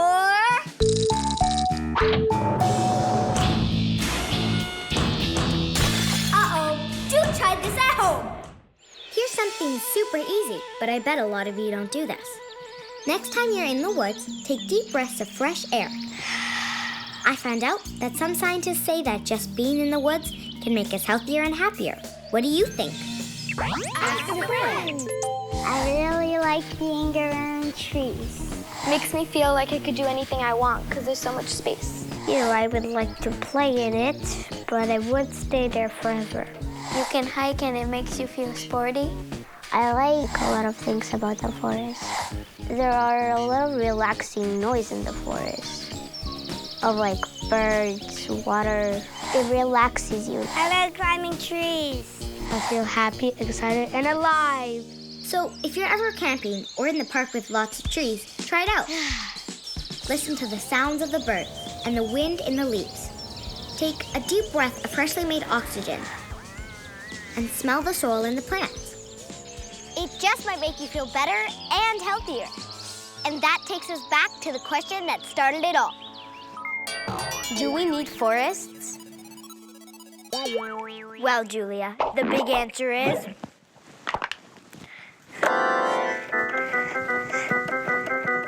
yes. And I wrote a song inspired by your question. The forests are a swinging place for monkeys, moose, and bats. Bears, raccoons, wolves, and weasels, it's their habitat. Tigers, bugs, gorillas, snakes, orangutans, and bees. The world looks different when you see the forest for the trees. Wood for houses and for warmth, chairs and piano keys. Toilet paper, cardboard boxes, and tissue when we sneeze. Achoo! Medicine and furniture and oxygen to breathe. The world looks different when you see the forest for the trees. That's my show for today. See you next time for more Finding Stuff Out. I think I'll hug a tree. Ow, you're prickly. Maybe I'd be better off hugging a moose. Moo! Moo!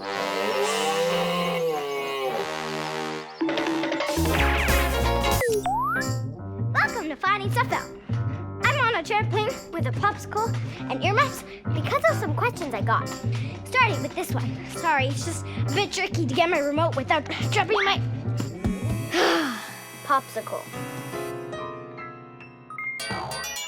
Is there anything left to discover or invent? I don't know, but by the end of the show, I'll find out.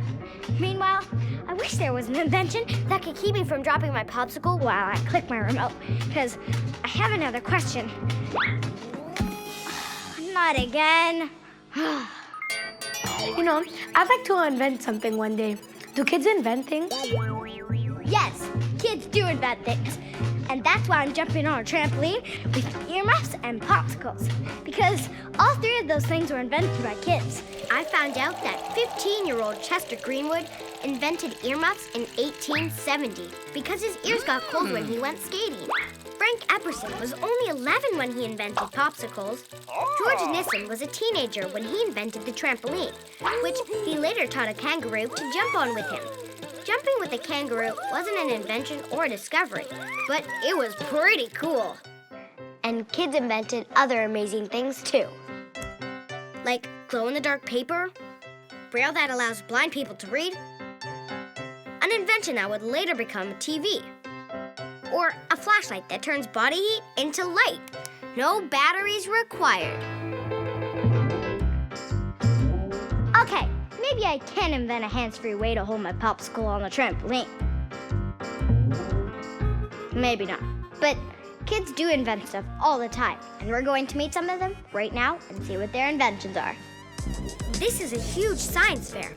500 kids who love science are here to show off their ideas, experiments, and inventions. And I'm gonna meet some of them right now. Hi, Dylan. So what's your invention? My project's about generating power from the sun without using solar panels. The way I'm doing this is using mirrors. So the sun is hitting these mirrors, reflecting back, and creating a superheated spot. That's hot. My dish needs to be facing the sun at all times. So I developed my own active tracking software. Cool, but this needs to be bigger, right? Yes, my plan is to make a very large version. I have a 3-meter dish and a 14-foot arch on top of my roof, and hopefully heat my hot water tank, my house, and power my lights. Wow, free energy. Exactly, free energy. This is my passion, and it feels amazing. It is amazing. Good luck. Our next inventor made something that doesn't use the sun, but it definitely is out of this world.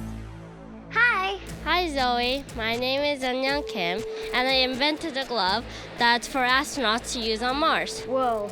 Since Mars is so dusty, my glove helps astronauts pick up their tools because basically they're blind on Mars. So there's sensors built into this glove, and when the sensors get close to an object, it sends signals to this small computer that makes the glove vibrate.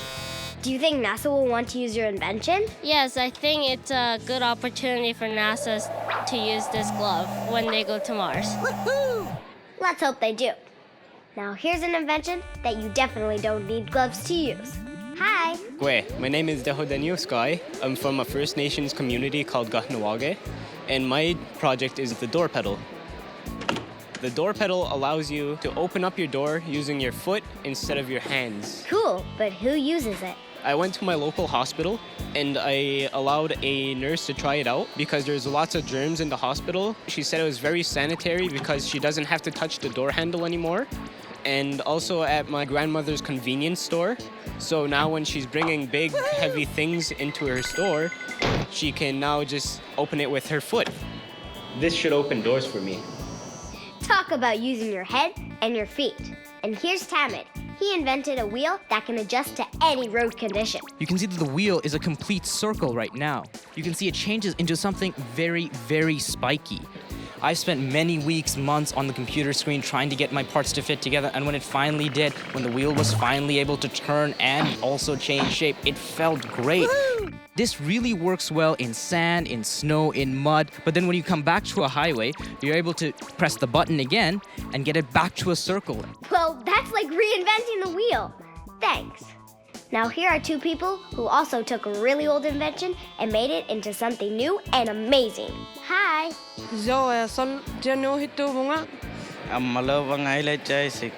Jenna and Elijah are Inuit and live in the far north in Saluit, Nunavut. That's Hullik Inuit oil lamp. They worked out a way to use the heat of a traditional oil lamp and make electricity to charge a cell phone. Heat from Hullik, it make electricity so you can charge when you're camping. So you never run out of power. Cool. That's a lot of inventions. But what about discoveries? Here's a question from Michael. What is the difference between a discovery and an invention? Yeah. What's the difference? That's what I asked some of my friends. Ask a friend. An invention is something that you make, and a discovery is when you find something, but it's already made by nature. A discovery is when you find something new, and an invention is when you make something new. Well, I checked, and I found out you guys are right. Now, speaking of discoveries, here's a question from Daniel. What does eureka mean? Well, Daniel, when I was trying to find out what eureka means, I found this great story. So I made this animation. Archimedes was an ancient Greek mathematician, philosopher, engineer, astronomer, and inventor. Fortunately, despite being very busy, rumor has it he still took a bath regularly. The story is, he discovered the principle of displacement when he noticed how the water level rose when he lowered his body into it. When he realized his discovery, he shouted out, "Eureka!" which is the ancient Greek word for I have found him. Archimedes also discovered that stuff that's less dense than water, like gases for instance, float to the surface instead of sinking to the bottom. We don't know how he discovered that, but you never know. Eureka! Speaking of Eureka, I had an idea to put bouncy springs on my popsicle, so while I'm on the trampoline, it can bounce along with me. Oh no. If I can't invent a way, maybe I'll discover one eventually. I have discovered that kids have discovered a lot of cool things. When she was 10, Catherine Gray discovered a supernova. That's an exploding star. And Catherine is a bit of a star herself because she's the youngest person to ever discover a supernova.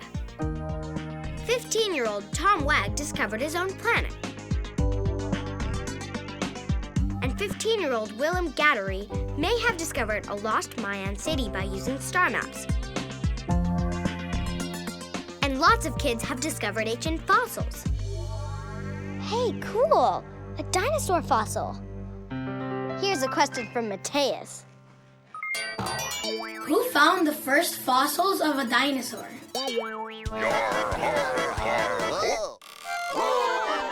Flat Earth Corner!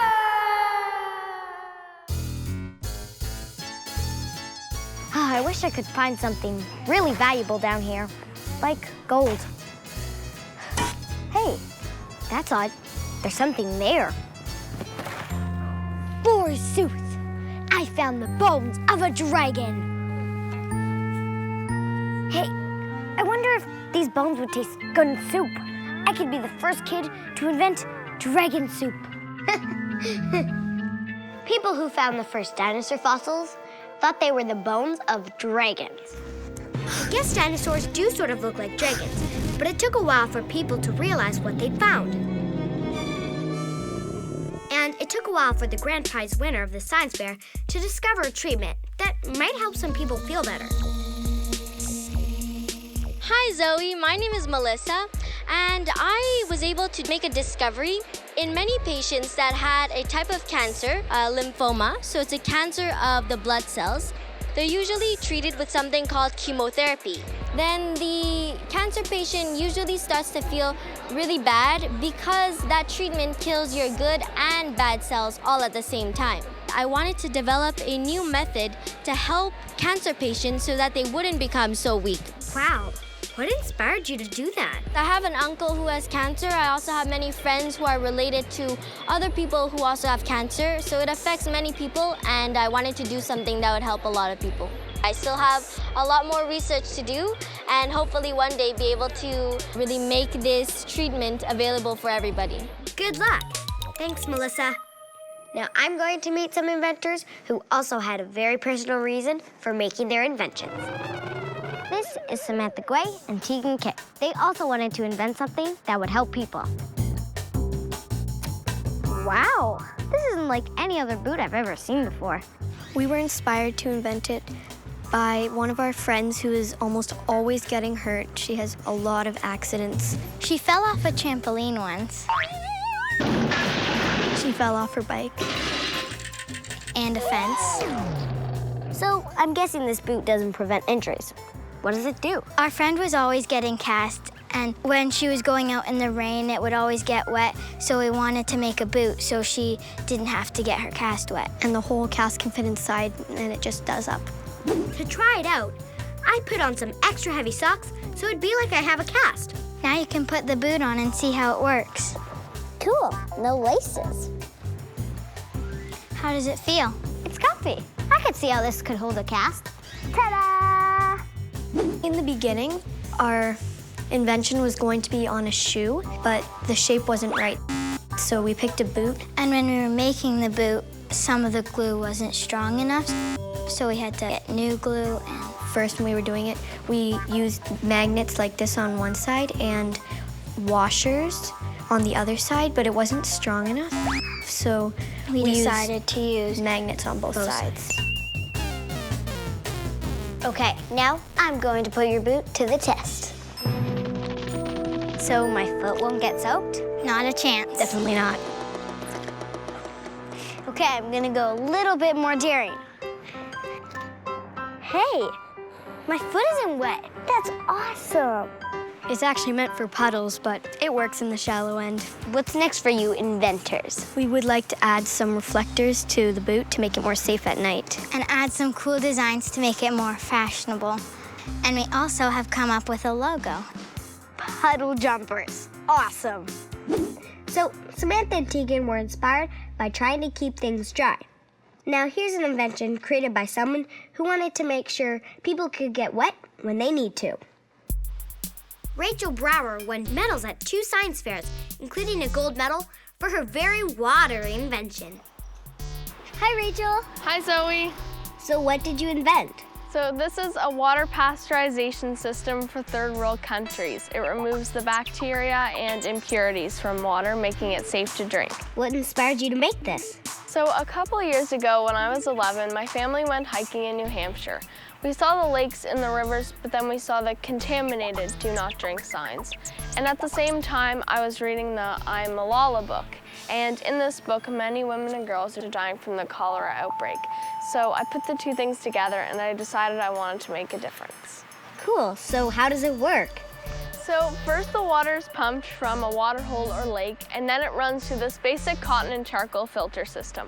Once it runs through this system, the 2-liter bottles are filled up, and then you would remove them from the system. What did you find difficult? So though the system removes the impurities, I found that bacteria is also found in water. That's when I designed this novel color-changing wax indicator.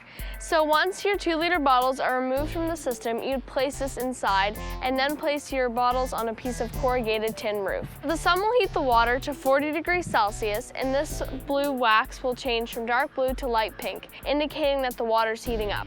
Then once that water reaches 60 degrees Celsius, this will melt and run into the second vial, indicating that the water is safe to drink. Wow, that's awesome. So what's next? And this summer, my system will be tested in Kenya and Pakistan. Do you have a message for kids who'd like to invent stuff? Find something you're passionate about, and just because you're a kid doesn't mean that you can't make a difference. Thanks for being on my show and showing us your invention. Now here's a question from Yasmina. How many discoveries and inventions are there in this world? How many inventions and discoveries are there? Let's see. Electricity, fire, air conditioning, toilet paper, The printing press, vaccines, head getting warm, refrigeration to keep heads from getting warm, eyeglasses, internet, jet engines, airplanes, helicopters, rockets, compasses, calendars, cars, radios, cranium getting hot, brain starting to overload, pasteurization, telephones, boats, motors, cars, radio, cranium getting hot, DVDs, drones, bootcamps, synapses firing like a laser. Oh no! Ah! You're gonna make my head explode! The truth is, nobody really knows how many inventions and discoveries there are. Because there have been so many throughout history. And this gives me an idea for a song.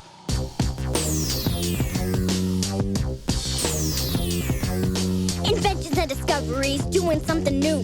They help us do things that we wanna do. Like dreaming up a robot to help us clean our room. Create a kind of rocket to take us to the moon. Energy from the sun, non-polluting cars. Gloves that help you find your tools on Mars. Inventing and discovery, it's doing something new. Inventing and discovering will open doors for you. Inventing and discovering will open doors for you. Inventing and discovering will open doors for you.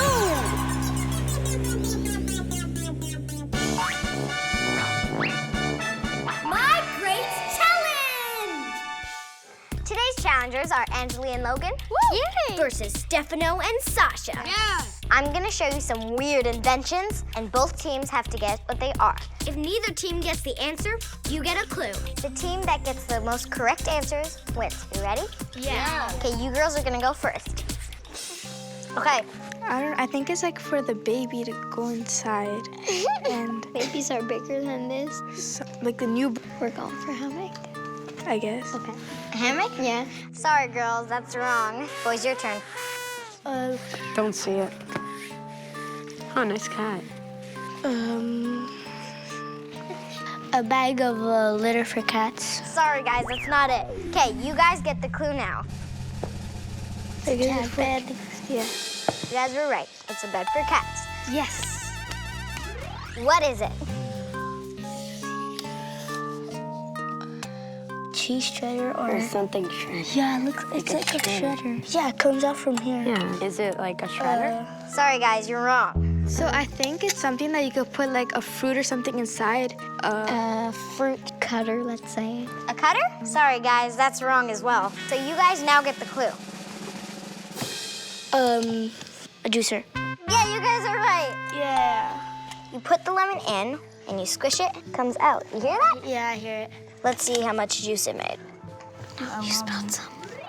What is it? Has to be like a decoration for something. I don't think so. It's something that we Used to clean a toilet or something? A drain? Sorry, girls, that's wrong. Okay, you guys go. But could it be a decoration? Because this could be the hair. This is another look like.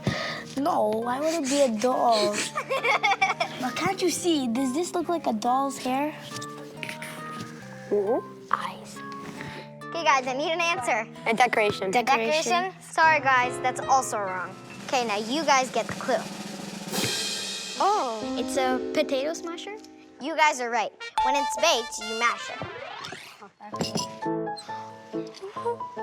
Oh, I know what it is. It's like one of these old-fashioned bells. Hold on. I don't think it's a bell. Yes, there's no because like ball inside. you put the ball inside.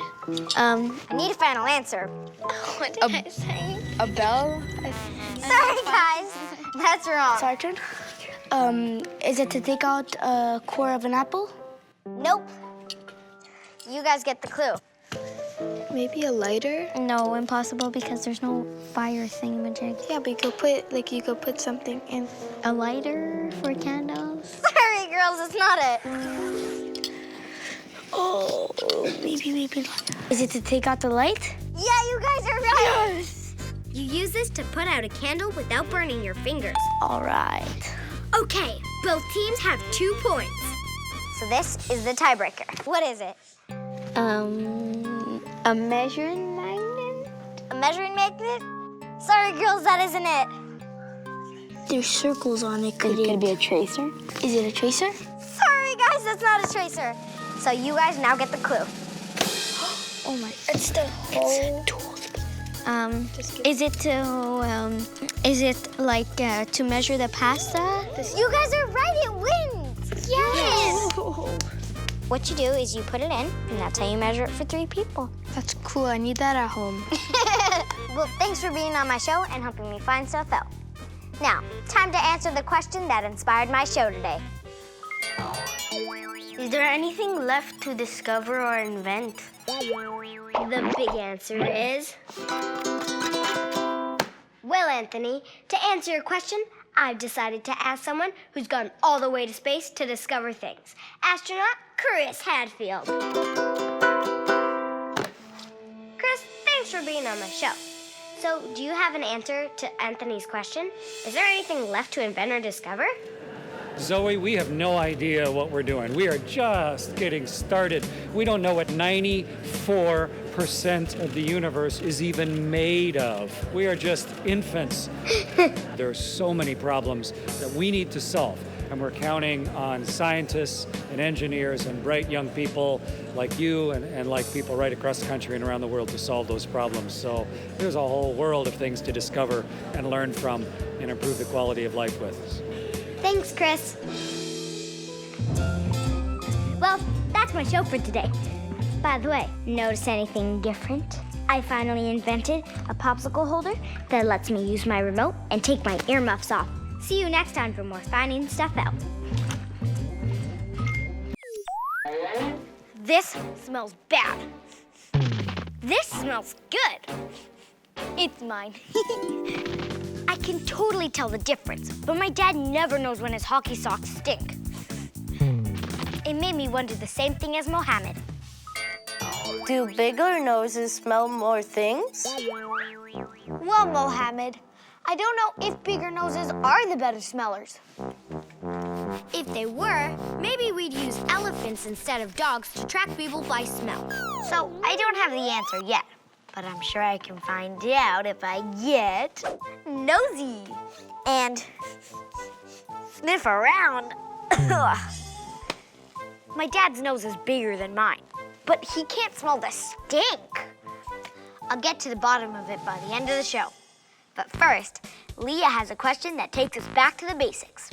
How do we smell things? Well, Leah, we're gonna have to go way up your nostrils to get the answer for that. All the way up our nostrils, there's an area at the top of the nose called the olfactory epithelium. It's just a fancy word for smelling machine. That smelling machine is jam-packed with millions of special receptors that pick up smells that travel through the air. The receptors send a message to our brain, and that's how we recognize a smell. Speaking of funky smells, here's a question from Soham. Why do feet get stinky? Yuck. Just so you know, Soham, my feet do not get stinky. At least, I don't think so. I checked, and it turns out there's bacteria living between our toes. But don't worry, they're not the dangerous kind. They like dark, warm, damp places like our feet, and they munch on dead skin and sweat. It's the bacteria's farts that cause the stink. Excuse me. Sometimes it smells like rotten eggs. Nasty. And sometimes it smells like stinky cheese. Ew. How about making something that smells a lot better? The experiment! Hi, Cecilia and Arvin. Hi. You are scratch and sniff experts, right? Show me your method. First, you take your 4 gelatin powders. Strawberry, blueberry, orange, and lime. You put the gelatin powder in your bowl. Then we put the water. 1 scoop of water. Yeah. And then you put the glue in. Mix it all together. You have to make sure that you have a little cup, and you're gonna trace it with a white crayon. The wax of the crayon keeps the mix from spreading.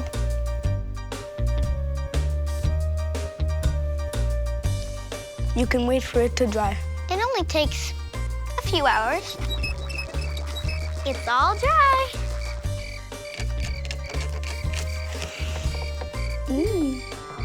Thanks, guys. Bye. Bye, Zoe. Bye. Now, here's a not-so-sweet smelling question from Maddie.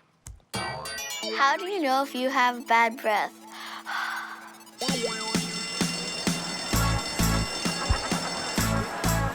Does my breath smell bad? Does it make you kind of sad? Will you tell me if my mouth has a real bad sting? Just take a whip, it's pepperoni pizza, I think. Come on, guys. Let me know. Is it bad? Is it like, whoa? Do I totally reek? I just can't tell. So help me out and tell me if I smell.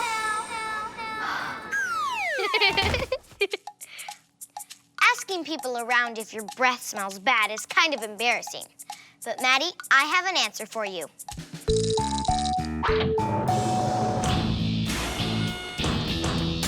Uh-oh, do try this at home. Lick your wrist, then let it dry a bit. That'll tell you how the tip of your tongue smells. Not bad.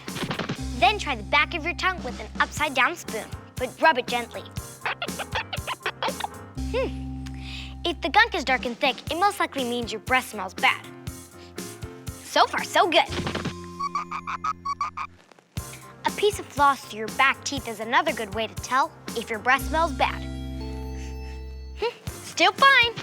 Danielle has a question about eating and smelling. Does food taste the same if you can't smell it? Hey, I know someone who's an expert on the sense of smell. And guess what? She can't smell anything. Hey, Zoe. Hi, Rachel. Come on in. Thank you. So this is my son, Lyndon. Hi, Lyndon. Rachel, I think it's time for a diaper change. Oh, why, well, thank you so much for letting me know. You're welcome. So, when did you realize you didn't have a sense of smell? Actually around, maybe I was a little bit older than Lyndon is now. I would often get way too close to my brother's diapers. I'd always ask my mom, is that chocolate in there? And I guess after that, it was a good idea to keep me away from diapers. So I have some veggies here for us. So you never smelled anything in your life? No, not a single thing. Actually, until I was around 10 or 12, I thought that everyone was playing a joke on me. And it wasn't until one of the boys in class told me, hey, you smell bad. From then on, I realized that smell is a real thing, and it can certainly impact the people around you. Oh, you know what? I've been baking us some bread. I've always been told that fresh baked bread is one of the best smells. And even though I can't smell it, I still love to eat it. Pretty hot. Fresh baked bread. It's my favorite smell. Oh, good. I asked some of my friends what their favorite smells are. Pancakes. It's my mom's curry. Orange. Chocolate. Watermelon. Caramel. Pizza. Flowers. Vanilla cake. Lavender. I love the smell of books. And what's your least favorite smells? Cigarettes. Ugh. Some air fresheners don't smell fresh. Yuck. Skunk. Cow poop. Oh, that's disgusting. If someone pukes, I probably will puke after. Rotten anything. My dog's number 2. My father's gas. Thanks, guys. Oh, wait, I have another question. Is it dangerous if you can't smell? For sure. I'm never gonna be able to smell if there's smoke or a fire nearby. I won't smell any gas leaks. And is there any advantages of not being able to smell? I actually think there are way more advantages than disadvantages. And you know what?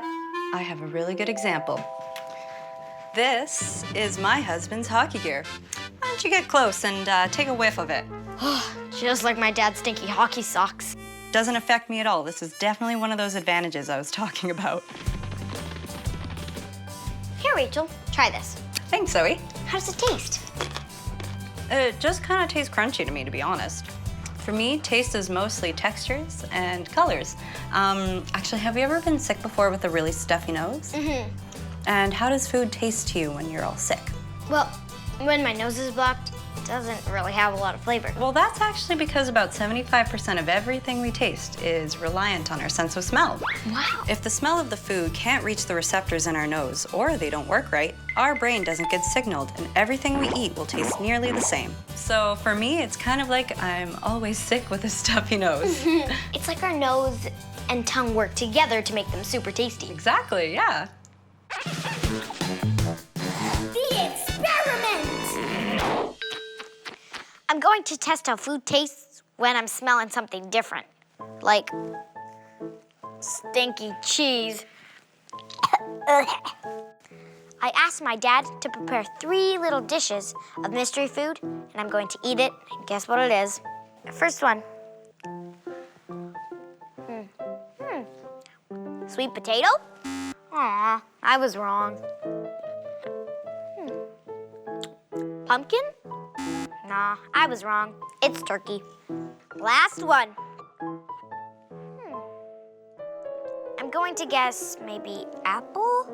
1 out of 3, right? Well, I guess I answered Danielle's question. If you can't smell food or smell one thing while eating another thing, it just won't taste the same. Here's another nosy question from Marina. How do animals with no noses smell? No nose? No nose? No nose at all? Ow. But seriously, super question. I found out that crabs have smell-sensitive hairs on their antennae between their eyes.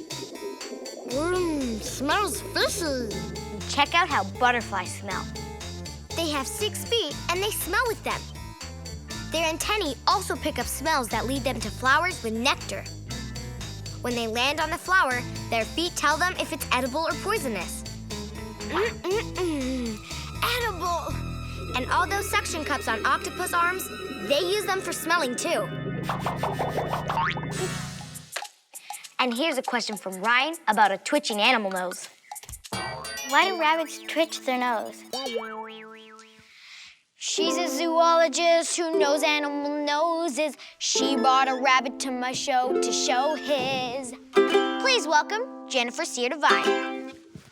Hi, Jennifer. You brought me a rabbit. His name's Vegas. He's a 2-year-old domesticated rabbit.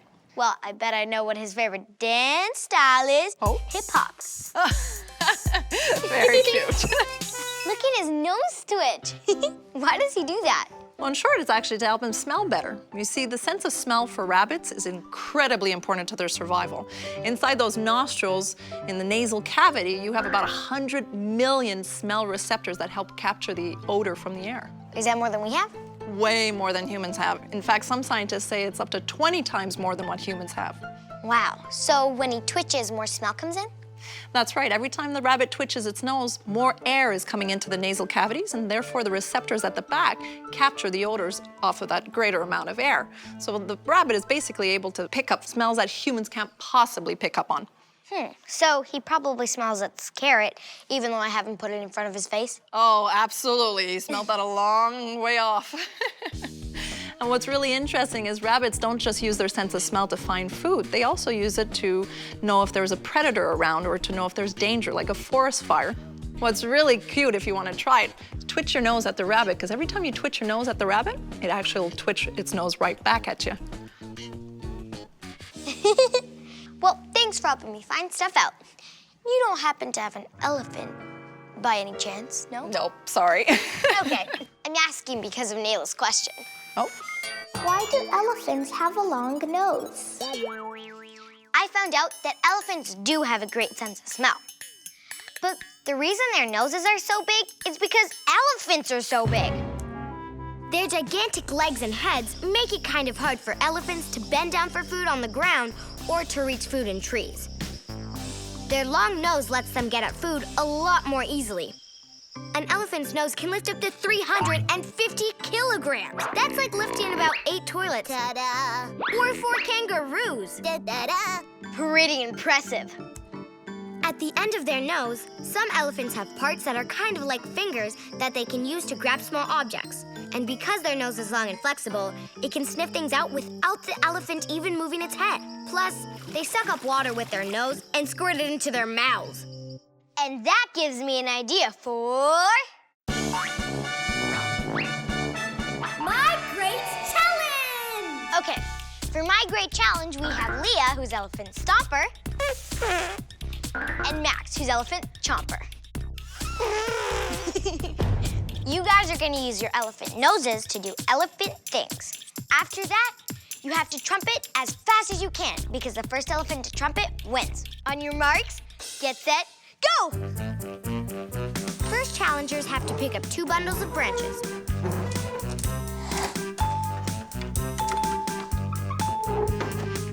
Next, 20 peanuts. By the way, real elephants aren't into peanuts. They're way too tiny to satisfy their huge appetites.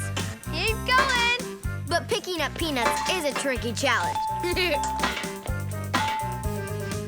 Stomper is in the lead with her peanuts. She's done, and now she has to pick 5 hanging bananas. Go, go, go, pick! Chopper only has a few peanuts left. He got them!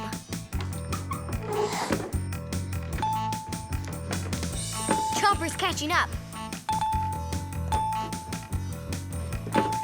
Stomper has all her bananas, and Chomper is still behind. Stomper is now at the drinking station. That's the last stop. Challengers have to suck up all the water in the bowl and squirt it out. Here comes Chomper. Can he catch up? Remember, first one to trumpet wins.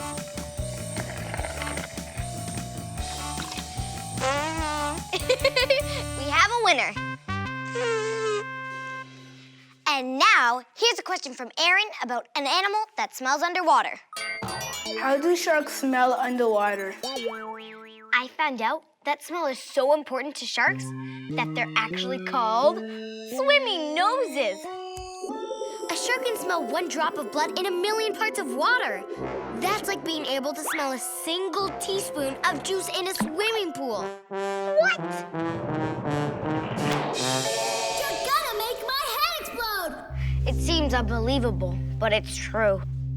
Sharks actually suck in water to take a sniff. The water touches a bunch of sensitive smell receptors inside the nostrils, and they send a message to the brain. Over half their brain is made up of smell detectors. I wouldn't want to have a nosebleed around the swimming nose. Hey, speaking of nosebleeds, how do you stop a nosebleed?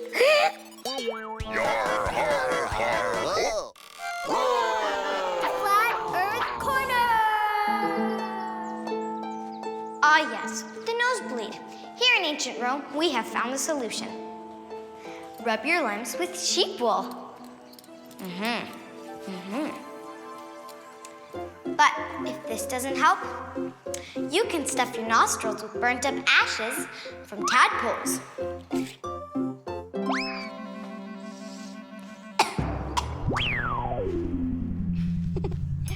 That's pretty wild. Hundreds of years later, it was still kind of weird. A toad worn around your neck will stop the bleeding swiftly. What's that you say? You want a more modern way? No problem. Simply drop a key on a string down your back. Ah, the marvels of modern medicine. So weird. Today, we know you have to. Tilt your head down a bit so the blood won't go down your throat, and then pinch just under the bony part for 5 minutes. If it just won't stop, get help. How could some people smell things better than others can? I checked, and it's mainly because of our genes. No, not the ones we wear. The genes in our bodies are the things that make us who we are, and every person has their own special combination of smelling genes.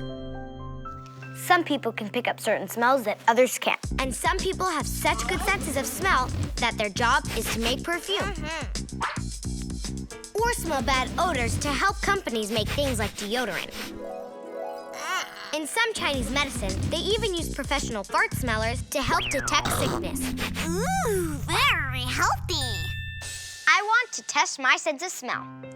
Jennifer agreed to a face-off to see whose nose is more sensitive. I think I'm ready. We're using this cool little gadget called the nasal ranger. It's used to measure the smell from places like landfills and figure out if the stink is too strong. You can actually see here the filters that allow the air in and out. And this is a little dial that helps determine how much odor is actually coming in. So depending on that dial, it'll determine whether you have a better nose or whether I have a better nose. I'll start with the cow manure first. We all smell things differently because there are close to 1 million different combinations of smelling genes. Don't smell anything yet. Plus, smell is connected to our memories, emotions, and taste. Ooh, I'm starting to smell it. Some people like certain smells that other people can't stand. Oh, I think I smell something. This is gonna be gross. But am I picking up the smell of manure and rotten food faster than Jennifer? Oh! We both agree they stink. Woo, it smells like under my kitchen sink. Yep. We're finishing our experiment with a sweet smell. Ooh. Oh, there we go. I got it. I like that smell much better. Much better than those ones. Well, the results are in. I outsmelled you. Oh, that stinks. And my nose is smaller than yours. You're right. I think I'm ready to answer the question that started off today's show. Do bigger noses smell more things? Well, Mohammed, the big answer is... size doesn't matter.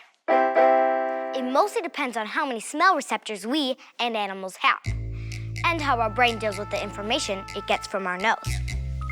A rabbit's nose is much smaller than a human nose, but it has millions more smell receptors and can smell more things. Dogs are also great smellers, which is why we use them to sniff out dangerous things. Some animals, like butterflies, don't even have a nose, but thanks to the smell receptors on their feet, they can tell what flowers are poisonous. Plus, we all have our own unique combination of genes that make up our smelling machine. My nose is smaller than Jennifer's and my dad's, but I proved it's more sensitive.